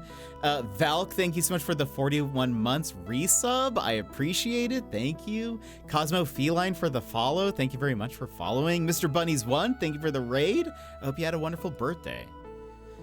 Have a wonderful rest of your weekend. Tap, I hope you do too. If you're streaming, I hope you have a wonderful stream.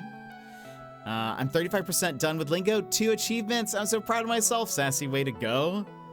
Way to go. That's awesome. It is also a screenshot Saturday. So if you guys want to post in the Discord under general gaming what you've been playing, any fun screenshots or, achievements or whatever, feel free to do so. So I always like looking at those. It's fun to see kind of what you guys are playing. So feel free to post that in general gaming in the Discord. Otherwise, no stream tomorrow, but I will see you guys Moon Day for more Professor Layton and the Unwound Future. So if you like this, I hope you'll come back and you guys can talk about the puzzles in the Discord and whatnot. But it doesn't feel like Saturday to me. Also same, but I have realized that I've started to. My mind is like on Australia time. Because I feel like my schedule revolves around so many Aussies that I am always like, is it Sunday? Is it Saturday? Yes. The answer to that is yes. 10 a.m. here. Yeah. Okay. So you're Queensland. Or are you Queensland? Yes, you would have to be, because they're the ones that don't do daylight savings. Yep. Okay. Very cool. I don't know if you know this. I'm gonna be traveling there this year. I'm very excited. I kind of wish you guys did, because that way we'd be closer in time. But I like when we're in our daylight savings, because then it would be 11 for you guys. Right? No.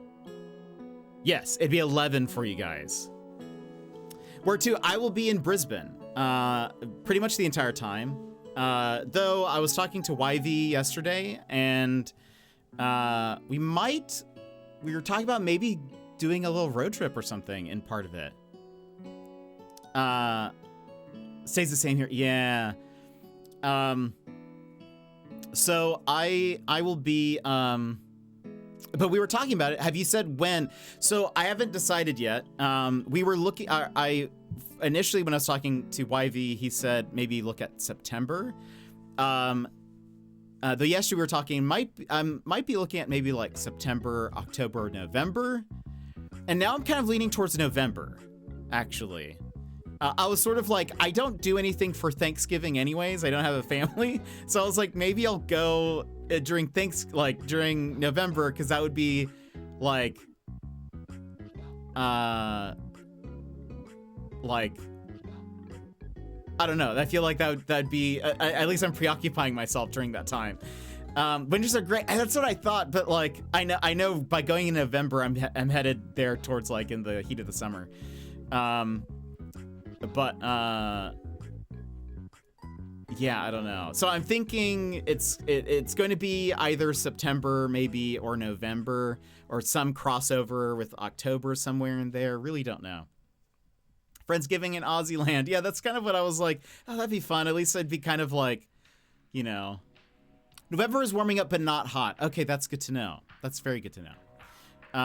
'Cause yeah, I was like, that might be a good time just to preoccupy myself. It'll also be kind of like right before Christmas, and so, I mean, a month before Christmas, but like, you know, but through Christmas, I'll probably be riding the high of Australia. There's also the chance that, I mean, I have been looking at maybe a longer stay there. Maybe there's, you know, maybe by that point that'll give me enough chance to get funds for a little bit of a longer stay.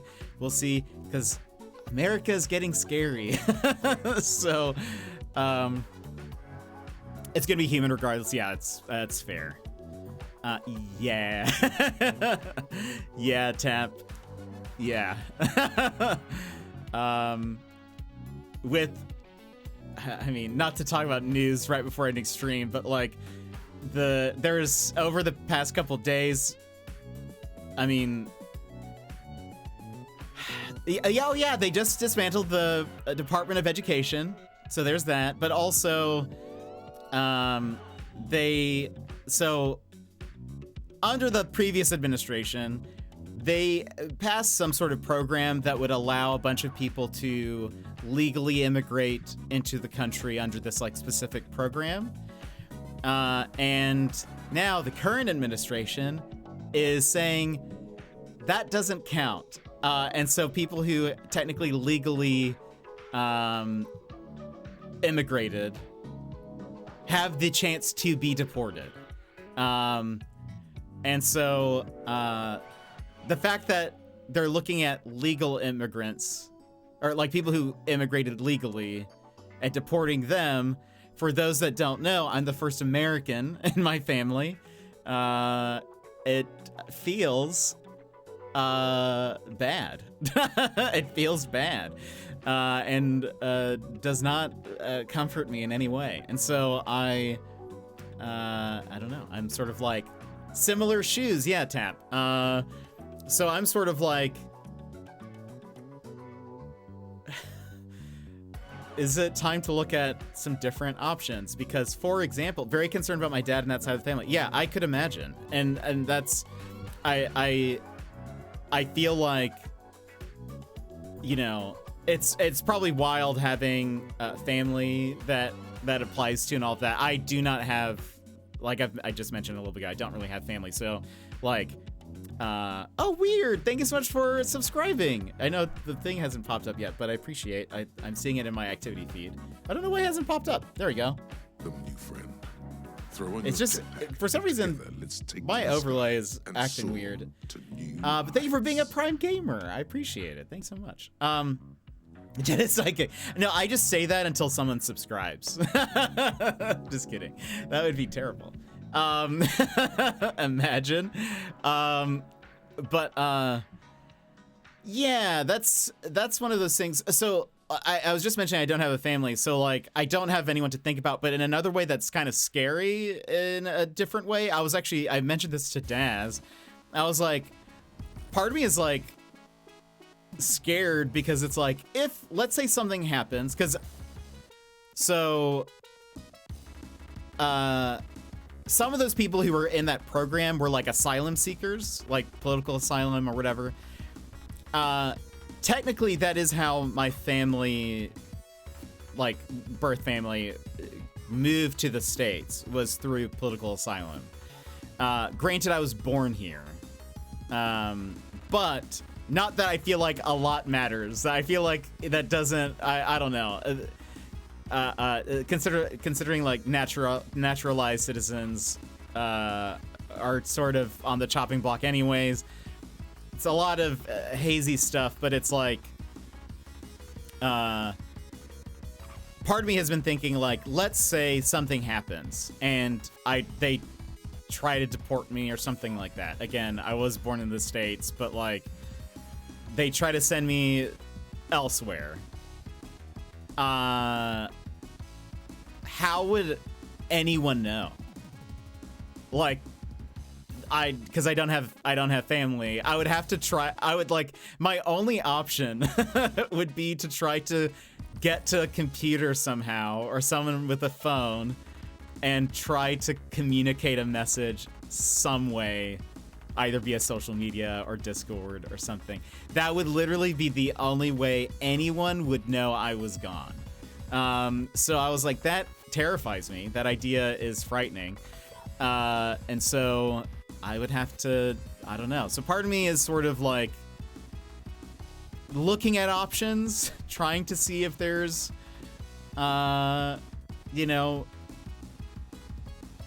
much else. It doesn't even matter that, you know, I've been here all of my life. I mean, I was reading about somebody who got deported after being here for 30 something years or so.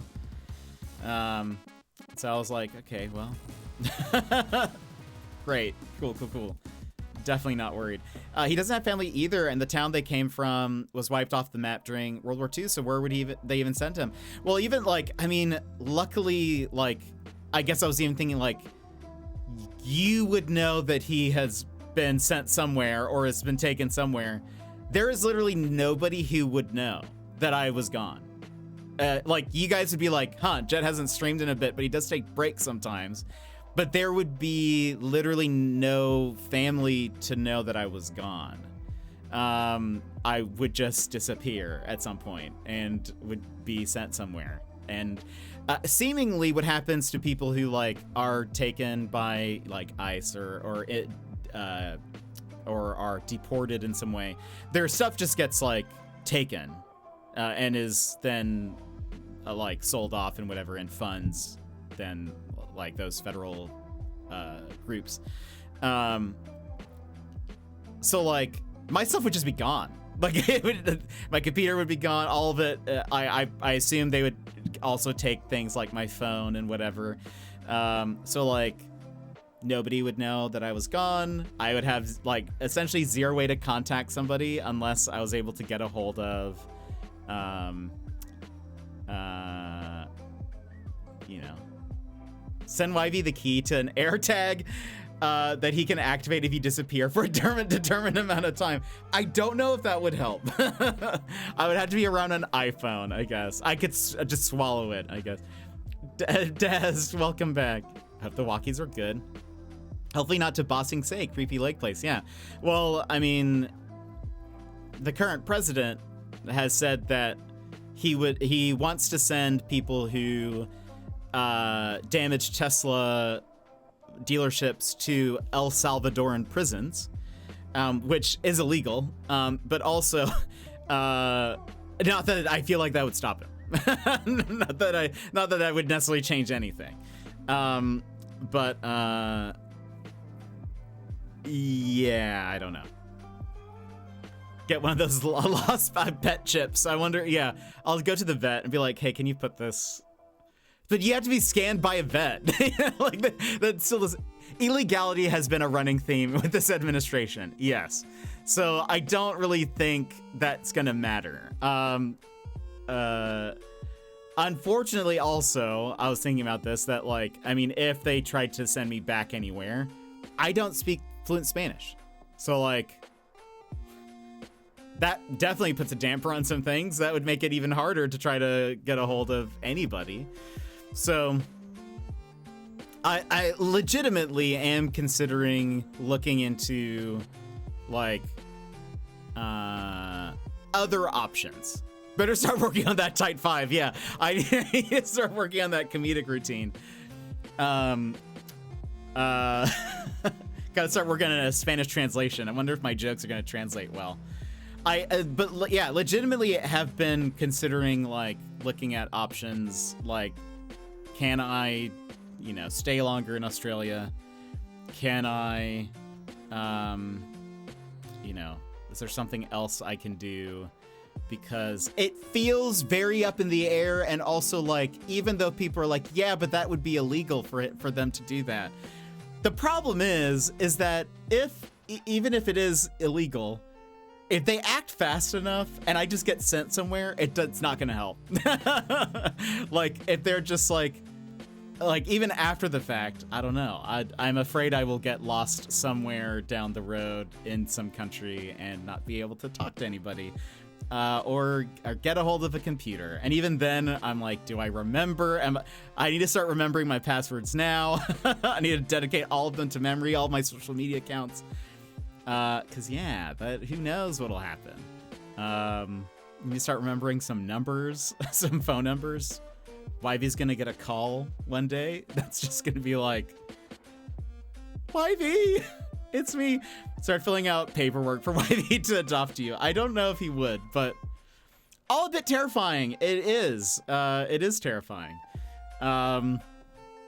So yeah, I don't know. But yeah, I am looking into some of extra stuff. So that's why also maybe doing a later trip, like if I do a trip in November, that does give me more time to kind of like, you know,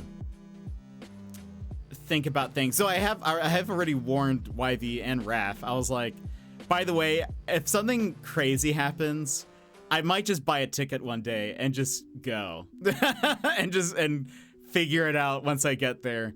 So I was like, if I just message you guys one day and say, hey, I am on my way, just know that I felt like that was the only option I had.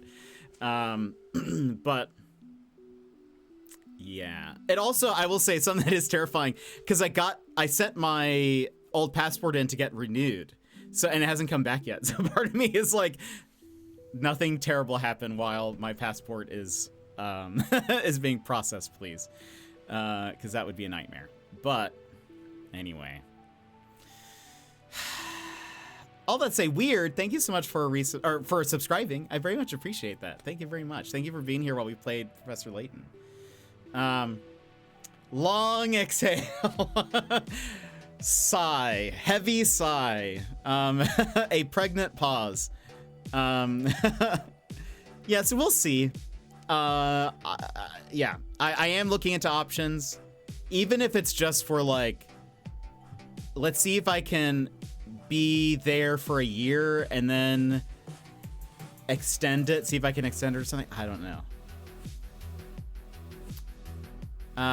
Gonna be a long and stressful 4 years. Yeah.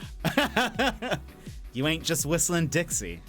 That is a Clue reference. By the way, Daz, we were talking about Clue earlier. I need to watch Clue with you. If we're lucky. You're right. Actually true, though, Tap. It's funny because it's scary. Do lots of research before you do that. I'm fairly sure you have to return home before you can switch visas. Yeah. Yeah, watch the movie Clue, because you haven't watched the movie Clue. He can't run again as of right now. Well, he said that we won't need a vote again. So, very fun, very cool, very, very cool. Not scary. Illegality is a running theme, exactly. That reminded me of the movie Clue, because I learned this phrase from the movie Clue. Wait, what did she say it in reference to? Hold on. Yeah, Dad, I mentioned Clue, the movie, to you the other day, and you were like, I've never seen it. And I was like, what? It's a fantastic movie. Hold on. Clue, you ain't just whistling Dixie. What does she say that in reference to?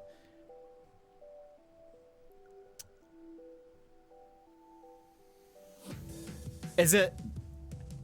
Oh, right. It's because a lot of people have died throughout the movie. And the guy says, the kingdom of heaven is at hand. And Miss Scarlet goes, you ain't just whistling Dixie. And I love that. That I have said that phrase throughout my life because because of the movie Clue and because of that moment. I think it's so funny. I still don't know what it is. Great year though. Daz, it's a movie. I think I've downloaded it actually. I think I have it on my computer. We need to watch it. I will watch it with you because it is so funny. I don't know if it's your humor, but it's so funny. I'm honestly surprised you've never seen it. It's a fantastic, fantastic movie. Anyway, friends, you must watch it, Daz. It's fantastic. Yes, it is so good. But anyway, friends, for one, if for some reason the news says something about deportations and then I don't stream after a bit, start looking for me. Start keeping an eye out for me. Otherwise, at some point, you might just see me in Australia and me seeking asylum there because who knows what I should do. Who knows what's going to happen. But friends, that'll be it for us today. I hope you guys have a wonderful rest of your weekend. Send out a search party. Yes, please do. There's no one else looking for me. I'll see you guys on Monday for some more.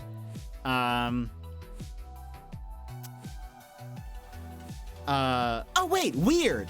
Wait a minute. Hold on. Weird. We played Apex together. Is that right? Hold on. Yes, that's where I know you. I was like, wait, how did Weird find me? I can't remember. Yes, we played Apex together. That's how we found each other. Yes? Am I correct? Did I make that up? Yes. Yes, because I'm still in that. Yeah. We should play Apex again soon. That's very funny.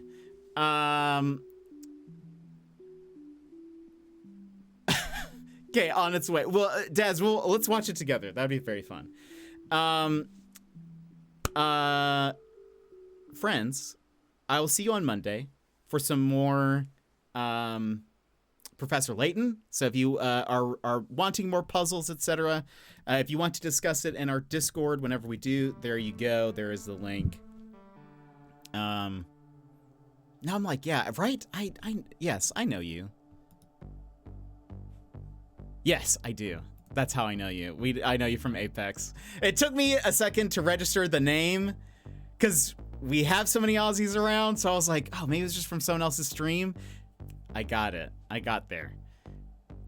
I still say Discord movie night. It's just not a family-friendly movie though, is the thing. So I'm like, in 20 minutes, I do have it. We could maybe watch it. I'll have lunch while watching it. We'll see. We'll see. Let me see if I have it downloaded still. But friends, thank you so much. Oh, my computer is fine. Thank you so much. I hope you guys have a wonderful rest of your day. I'll see you Monday. Have a good one. And bye-bye.